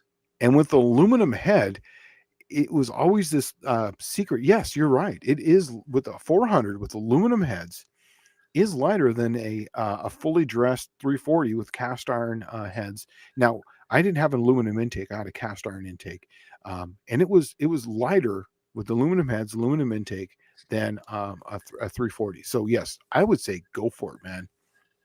I say go for it, especially with the 4-speed. because there's nothing like the thump of a big block, that bass. It just would be awesome. I like the 400 because it has practically a small block stroke. Yeah. It only has 70 thousandths more stroke than a 318. Yeah, exactly. That's Yeah. awesome. Yeah, I love it. And a huge ass bore. It just, and it fits well in A bodies. That was the big thing, is that I've always been an A body person, so they just fit better in there because they just don't have as much. What I think it's 3/8 of an inch, isn't it? Is that what it is? 3/8 of an inch smaller deck height. It's 3/4. 3/4, 300. Okay. It's 10 and 3/4 versus 0.998. Wow. Okay. So yes. Okay. So wow, 750. Wow, that's a lot. It is a lot. Yeah. It is a lot. But it was perfect. It was perfect. They really should never have built the tall one, I don't think. But No. I think they were just doing that because they were, being engineers. They were like, oh, the rod to stroke ratio, we don't want the angle, and they didn't have as much knowledge as they had about heads. Back then they couldn't make pistons that were just like, right. Yeah. Yeah, the rings were so fat back then. Right. The ring pack looked like a giant roll of lights, lifesavers. I mean, they couldn't do then what they can do now. Yes, it does. The Gen 3 Hemi has a 1843657 firing order. In fact, my Gen 3 Hemi that's in my 68 Dart does have the Windsor firing order, or what people call the LS swap. So it does have the 4723 swap in it. And I only did that because I'm going to RPM the crap out of this thing and stick shift car so I can hold the RPM. It's just nicer on rod bearings, and I've seen that 100%. But yes, the stock Gen 3 Hemi does have that, and that's why they have that the Chargers had that sound when they come out, and then they have the two pipes that come over with a crossover. They have that like European sound. That's why they have that funky sound. You ever heard that when they're doing the burnouts on YouTube? Yeah. Can't put my finger on it. I see Cope is answering the question I was thinking in my head, and that is, are 904s better than 727s? And he answers it without me even asking it out loud. Isn't that amazing? Yes. Yeah. See. Yeah. I always a 904 over 727. It's just my opinion. Is he a 727 person or is he a 904 person? Oh yeah. Well, let's start a rumor that he's a 904 person. Oh, that's gonna get him going, isn't it? He's a 46 RH person. Dust Devil says it's more like, yes, that's right, because it's got the firing. So yes, it's more like 118844. Right. Good point. Yeah. Yes. 46 RE. Yeah. Right. Yeah. They just did a 46 RH swap on a 71 Challenger, or I think it's 71. It's a Challenger in his shop. So it's a neat video. Yeah, I haven't worked on it quite a bit, but I was kind of messing with it today. Is that adapter plate for the Slant 6 so that we can put an A500 into your Slant 6, and the one I'm working on is only 1/2 inch thick. So what's good about that is that after you do that, and the way the mount is, I'm going to sell. I'm going to basically sell it as a kit. And now obviously there's going to have to be modifications, but what you're going to be able to do is just put this right in with your factory style transmission cross. So it'll basically go right in.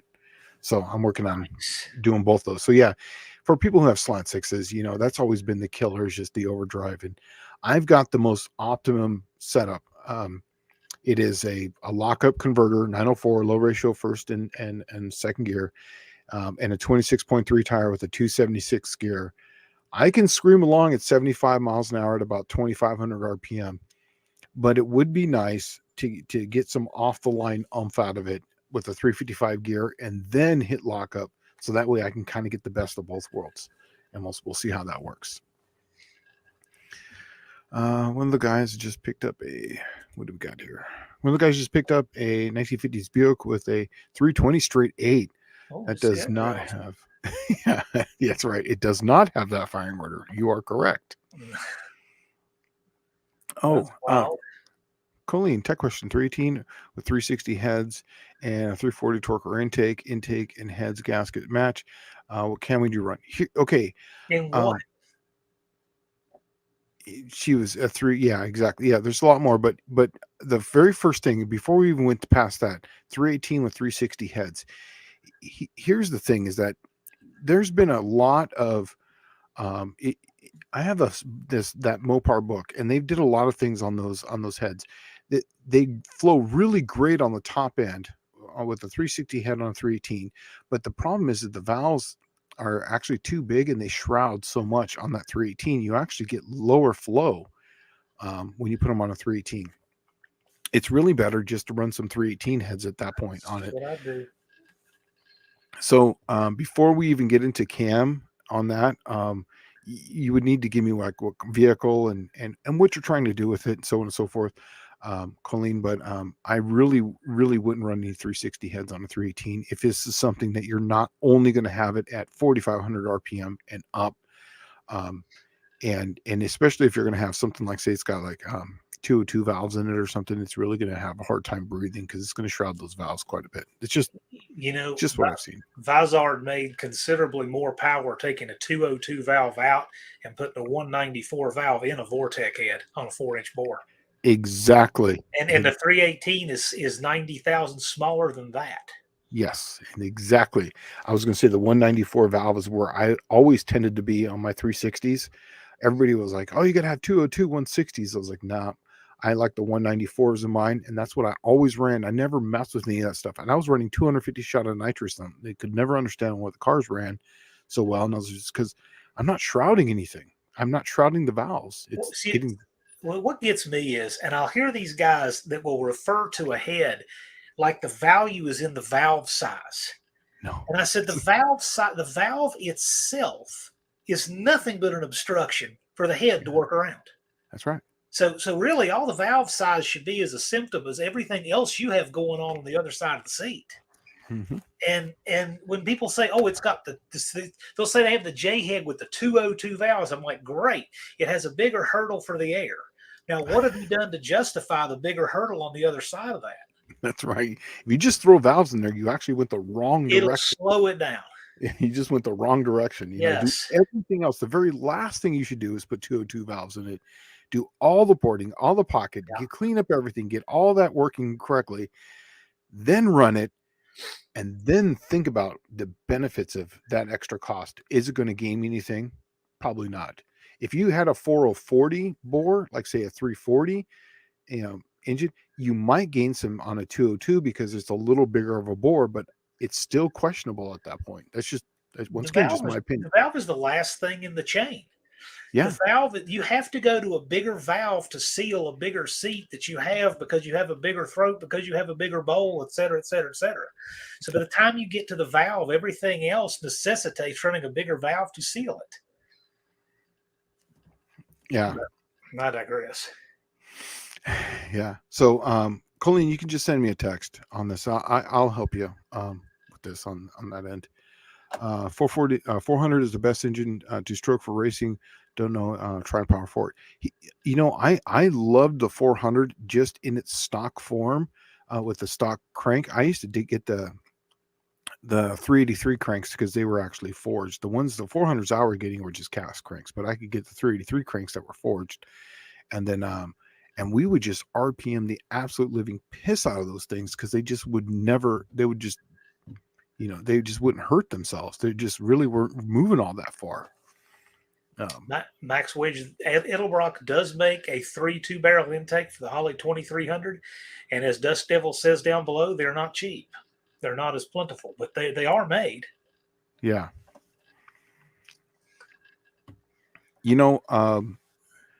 S. Polito at Edelbrock.com. I'll be in the office. I was at TCI today, but I'll be in the office tomorrow in the morning. Just send me a reminder. It's SPULIDO at Edelbrock.com. And I'll take a look at it and see what they got. Because I can kind of look at what's going up and going into the machines to get machined up. We're getting way all of our back orders that were basically happened because of 2020, and then also too because of the move, um, the whole 2020 pandemic or pandemic, however you want to look at it. Um, we had a lot of stock, and they sold out most of the stock, and then we moved. Then they moved a whole facility from California out here, and then they had to, and then all those, all that tribal knowledge had to be relearned. So, but we are way ahead of the curve now. So we're getting ahead of the curve now. Joe, on the overdrive course, yes, I'm interested. And Joe, I will see you in 259 days. And Joe, last year sometime you said you had an 8 1/4 A-body rear end. Is that still the thing? Do you still have one of those? Because I would like it, because right now that's kind of my hurdle for the Lizard King to get my overdrive tranny. I was with the I want to have a posi in the back, and a 7 1/4 is just proving way too hard to find some sort of limited slip or sure grip or anything for that. And is that for Plan Z? No, that's for the Lizard King. The Plan Z, I'm just going to link and lock that shit, whatever. I was going to say, I can't imagine you putting a pause traction to something that weighs no little more than that car does. No. I just want something that's the Lizard King. So that way, I would like the Lizard King to run into the 8s at the next No Name Nationals. That'd be kind of cool. And the wife's going to drive it there. Okay. So drive it there, run 8s, drive it home, slant 6. No, don't have to do anything with it, type of thing. So yeah, that would be kind of cool. That's kind of the goal for that one. So, oh yes, the 3/4 race can. My 350 with 3/4 can, the 202 valves can get over a Coke can, right? Remember that was the thing. It could hop over a Coke can. That's right? it. Oh man! And the passenger couldn't grab a $100 bill off the dash on the launch either. Yeah, right. Okay. So, hey Shane, what suspension do you have in the Creek Monster? I have Caltrax in the rear, if that's what you're asking. I was running up front until now. I've never ran it with this new front suspension, but up until just this now, I had just torsion bar front end on there. I had the what's the slant? What's the race torsion bars? Like a 9 or like an 830. 830s. Yes, I had 830s up front. I did make my own trailing arms, for the front, for the lower controls. So it was a Heim joint, and it was aluminum. So so that way it had good articulation. So I got rid of the strut rods essentially. So it wasn't just a strut rod. It literally would bolt to it and had a Heim joint on it. And it was an aluminum bar that would go up and down. And I was just running that, and I had stock upper control arms. And then I had for the front were just 90-10 shocks. And I ran to the 920s, 9-teens in that. I'm sorry, 6 2016s in the 8th, and 960s, 950s, whatever it was. I knew what you meant. Yeah. Yeah. In the quarter. So, but that's what I had in it. And I'm going to put an anti-roll bar on the back with the Caltrax, just because I am going to hit it with a Glide. And it's got a 1.8 first gear with a Glide in it, so it would just help it from kind of rolling. But now I've got a it's a Hemi. No, it's a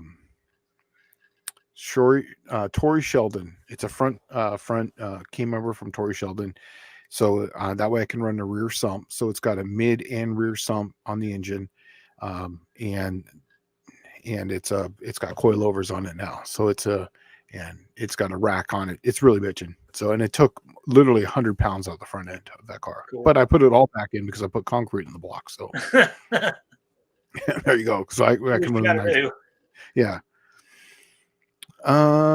He goes, I sold my quarter, but I just bought, and he with the sure grip for that truck. I got to steal the chunking gears. Man, if you ever come across an 8 1/4, but that's exactly what I'm looking for, is an 8 1/4 A body 355 with the sure grip. That's exactly what I'm looking for. And the only reason why I want to do that is I'm trying to keep as much loss. It's a slant 6. And I notice that anytime you add anything to it, I'm going to take a loss because of the overdrive training, and I'm going to take a loss too because of the 8 1/4 compared to the 7 1/4. So I'm just going to try to minimize it as much as possible, but I'm going to gain a lot of it back just in efficiency because I'll be able to. Eventually, it's going to be batch power fuel injection, so I believe that at that point that'll be a whole different down the road. But for right now, that's what I want to do. Most affordable shocks, double adjustable. Yes. Shocks front are double adjustable, and they're AFCOs. The rear are just Rancho 9000s, which is now I got the shocks before Caltrax was selling their owns. In fact, when you bought them, they were in the Rancho 9000s. So it's just a 9-way adjustable. So yeah, but I have double adjustable AFCOs up front. Is that an off-road shock that you've repurposed? Yeah. Oh yeah. Yeah, that's what I thought. It works awesome, man. In fact, setting 1 or 2 is for when you have like a trans brake, Right. and setting 5 and 6 is when you foot brake it. It works great. It's a split monoleaf type of deal, and I got sliders on the back, so it works. Oh, and you know what? I used to run all that without sliders in the back. I had just basically your stock style. Really? Yeah. So there's a lot that has changed on that car as far as suspension goes. It's a lot. I put the sliders on it.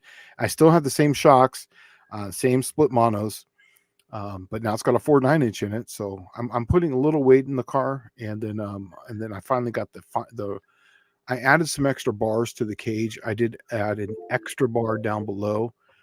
It's not supposed to be there, but I did it just for safety, because I knew that I was going to do some, no prep stuff. So in case anyone ever came into me, I had an extra bar there. I'll give up a little bit just for safety. I don't care.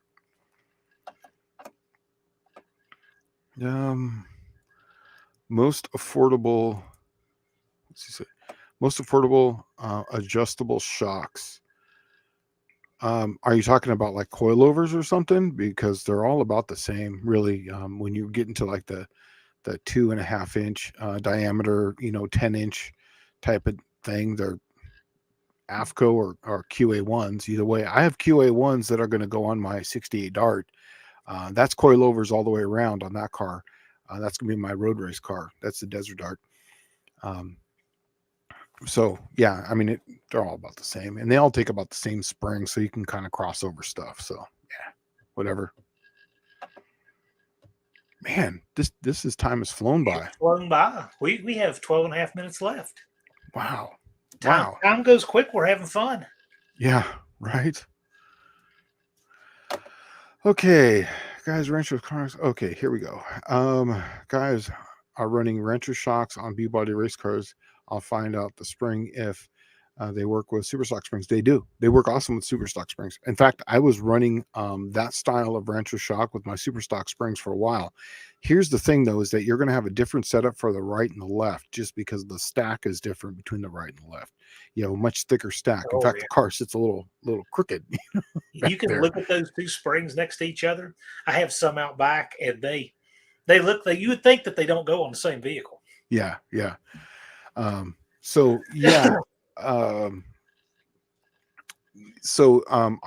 here's now once again, all I'm telling you is my personal opinion because I've done them both ways. I ran the super stock springs. They ran great foot braking or doing what I call the poor man's trans brake, where you set a rev limiter, your foot, and you hit a button and you basically floor it and then you release it. But it's not a trans brake. It's just, you're basically at a really low RPM. They work great. The second you run an actual trans brake, where you're hitting it, the super stock springs did not like that at all. They were basically out of their element. They didn't like being hit that hard. One thing I did notice, that's why I went to the Caltrax when I got a trans brake, when I started running in the 1060 class in D gas. It just didn't like being hit with that. So that's what I went back. But if I was still street racing, I would definitely be on a foot brake and still have super stock springs because they work great. Oh, by the way, how many people are signed up for the No Name Nationals already? When we announced, I think we had 29 sign up as soon as Yeah. the announcement dropped. Okay, because I posted And we've had something on. several drift in since. Okay, because I posted on Facebook. You had the picture. I We had posted up another there. while we were live. I don't know who it was. Let's see if it's someone that we know. Yes, Jason's Garage just registered while we were live. Oh, perfect, awesome. Yeah, because I posted that up and I saw a couple people just registered. I think I did it when I was Yeah, yesterday or something like that. So yeah, lots of folks. We got a lot of people signed up already. yeah. It's going to be a blast. Oh yeah. So yeah, he's saying right here. Yeah, car leans a little bit, iFoot brake, super stock nostalgia. Yeah, I used to run that exact same thing. I used to run it in Southern California. I didn't run the super stock nostalgia.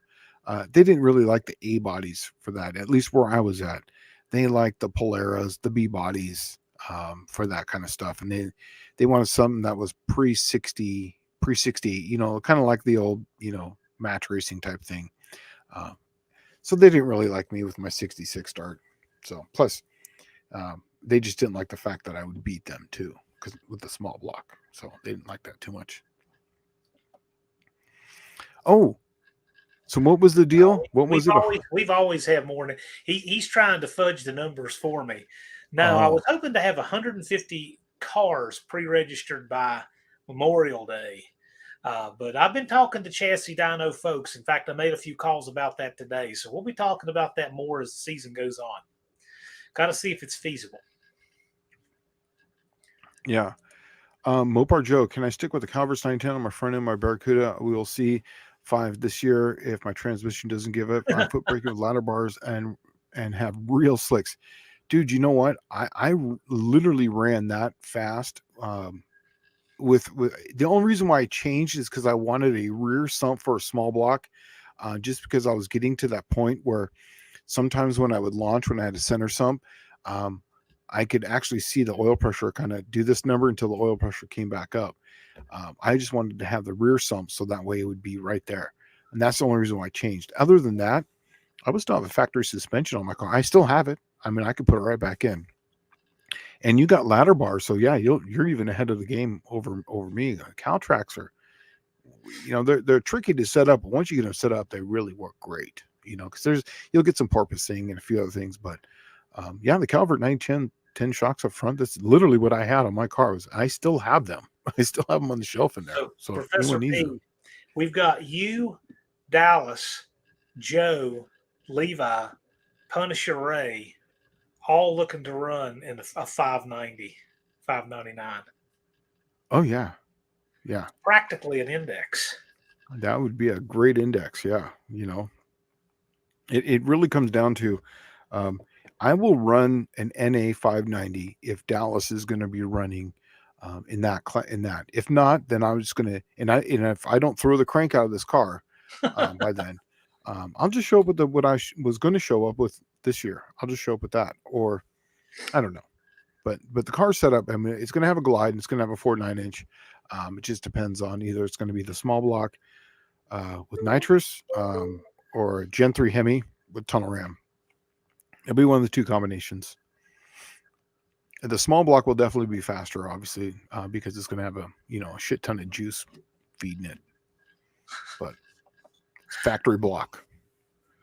So they don't like that. It's going to be interesting. It's going to be interesting. It's going to be interesting. I like the fact that you got that orange sticker up. That just makes me happy. Yeah. Oh, yeah. It does. It is a rolling. Yeah. And I've already posted up the dates and I've already sent them to my boss for the time off. So it's right funny. on.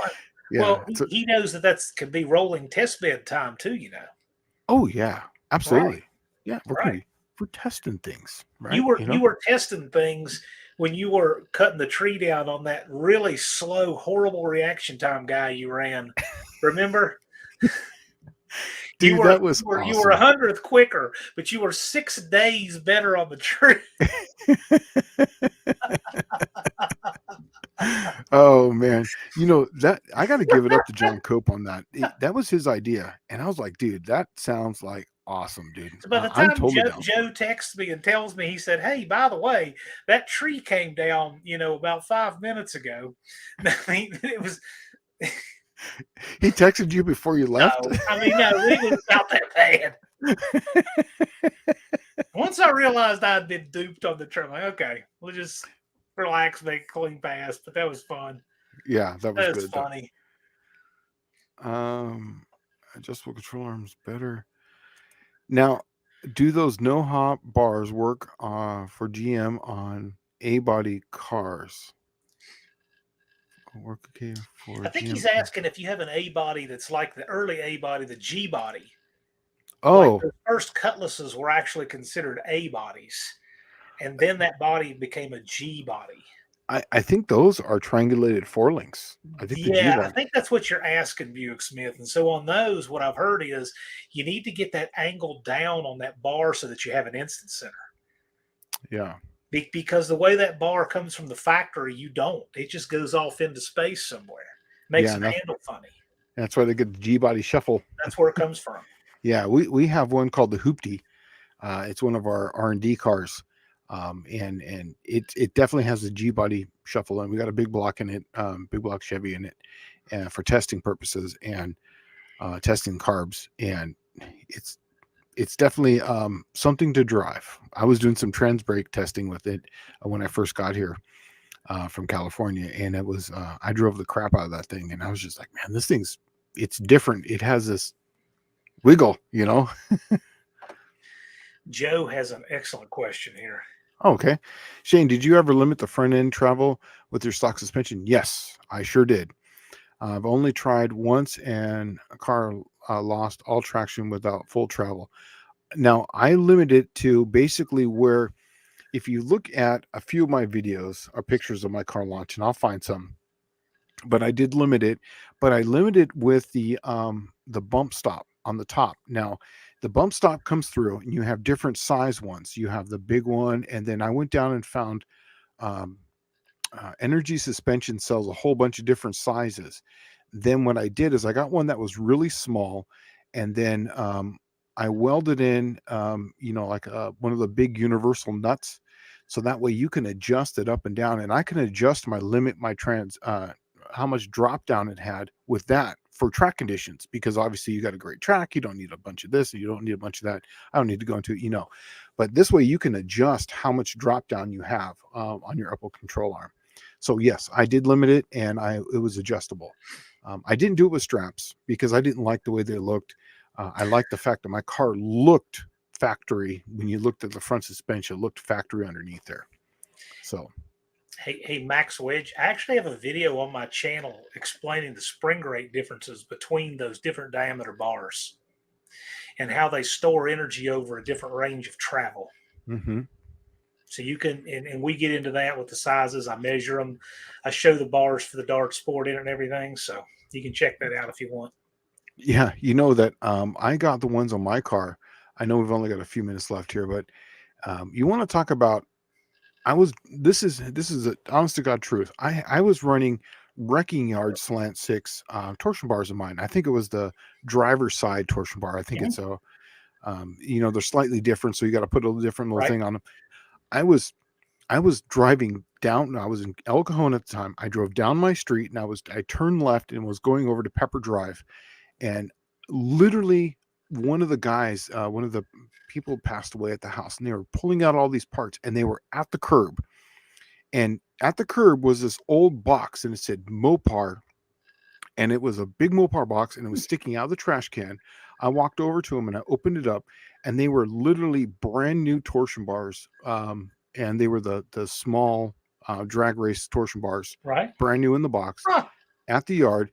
I told him, I was like, hey, do you mind if I take these? And he goes, no, man, anything you want out of that, it's all yours. We're just getting rid of it. It's all going to the dump. Wow. The torsion bars that I got out of the trash can right down the street from my house, and a brand new set of, and they were the ones that were made in, I remember the first ones were made in USA. These ones were made in Canada. And then the next ones I think were made in Mexico. It's funny because people call them slant six bars, and yet I've found them in everything. So the slant six bars that I have actually came out of a 72 Dart that has the factory Kelsey Hayes disc brakes with the small bolt pattern, Yeah, yeah, the yeah. 4-piston caliber. So I went to the junkyard and I got those brakes complete with the control arms and the torsion bars for $75. Yes, that's been a while ago. I came back. I didn't even look at the bars. I just took them out. And then when I got home, I looked at them. I said, man, those look small. I threw a caliper on them. They're 830. They're slant six bars that were in this highly optioned car with AC V8. It's a 318 car and disc brakes, and it has a slant six bar. So, when you go to not that you see these cars in yards anymore, but when you look for them, you can't just say, oh, this is a slant six car. It'll have those bars, or it's a V8 car and it won't. You have to get under and you have to measure. Yeah. And then there's also ones that have been sitting for a while too. Like the ones I was getting out of the wrecking yard, Southern California. So if it sat in the desert for a while, those were, because they were always heated up and cooled down so much because it was so hot out there. Those things were super sloppy compared to like the ones that were like, say, in El Cajon, where there were never really over 120 degrees for extended periods of time. So, right. Well, anyways, guys, we're at that mark. Is there anything you want to plug real quick besides? Time has flown by. I just time has flown by. I'm going to be trying to get back to a more regular type of program on my Friday Night Live with guests here throughout the winter, and looking forward to watching your projects and everybody coming together for the No Name Nationals this year. And just looks like I think 2024 is just going to be a fun year. I just feel it. It needs to be a fun year. It's got to be better than 2020. Yeah, 2023 it had a lot of challenges for a lot of people. Yes. But I think 2024 is just going to be fun. Yeah, I agree. So, all right, guys. Well, as far as I got going on, I don't really have any videos right now. I've been really just kind of doing my garage, and I'm going to be getting Gilbert's Slant Six, kind of building up. I need to get it decked. Right now, I'm having problems finding a machine shop that'll do it in the next month to see it. Right. And so, I might even just put it up into, if I can find the right insert, I might even just do it at work in one of the mills that we have there. But it's got too much of bow, and it's got 2/1000 of bow, and I'm not happy with that, so I'm going to cut that. And because I'm going to cut it, I'm going to take 40/1000 out of it, and then whatever, that'll give me about 147 into the hole, and then I can cut the head accordingly to get my 9-to-1 compression that I'm looking for. So other than that, that's all I really got going on. And Plan Z, as soon as I get done with Gilbert's car, because I've got all his parts now, so basically just looking for that. Then Plan Z comes in, and I'm going to probably assemble the engine that I had in my the Lizard King first, and then I'm just going to put a decent cam in it, and we're just going to, whatever I've got laying around, we're going to slap it together, and we're going to take it to the track, and let's go racing and just see what we can get out of it, and then just start. That's going to be our baseline, and we're going to move up from there. So the goal is, I think, what's a reasonable goal? What would you say? You were messing with that car. What's a reasonable goal that you do an 8th mile NA, no nitrous NA? Yeah. What do you think? I don't know what he got out of it. I mean, I don't know. If the car runs in the 10s, it would be pretty amazingly parable with what a lot of these folks are running in that league. I know the car is incredibly light, but I'm shooting higher. I would say you'll shoot higher, but I'm just saying, what should it run? Just drag it out with what you have without putting anything into it? It should at least do that. Yeah. I'm hoping, because I do have an intake on it. The intake is going to be a 4-barrel intake. It's going to have headers. I'm going to make. I did design custom lobes just for Slant Six. So it's going to have a camshaft with that, but other than that, it's really. I think you'll crack the 8s with it if you make a serious effort. Yeah, I agree. That's where that was my number. Yeah, that's more of like if you're gonna put effort into it, but if you want to take it out like it is, then it'll be like nothing else. But if you're gonna make a real program for it, I can see it doing that. Yeah, I'm gonna make whatever I have. I'm gonna just put together what I have. Obviously, make a cam for it, but I'll put it together correctly. And then I might even, because I'll have that transmission out of my car that's got the lockup converter in it, I might even just put it in that car so that way I can go first, second, and lock that sucker up, and use the torque. Maybe. Why not? So, Well, it's one of these things. You don't go by anybody else's recipe book, so there's only one way to know. yeah, right. Do it. Oh yes, and I promise you, I will look for your pumps. I just give me some time, and I'll let you know. All right, guys. Well, until next time, thanks for showing up. And this is the first one in 2024, and it was awesome. All right. Jim's Oh yeah, predicting an 883 right there. right there. There it is. He calls it. All right. Yeah. We're not going to play Prices Right rules. It's going to be the closest to that. Okay. All right. All right. You guys take it easy. We'll see you guys next week. All right. Take it easy.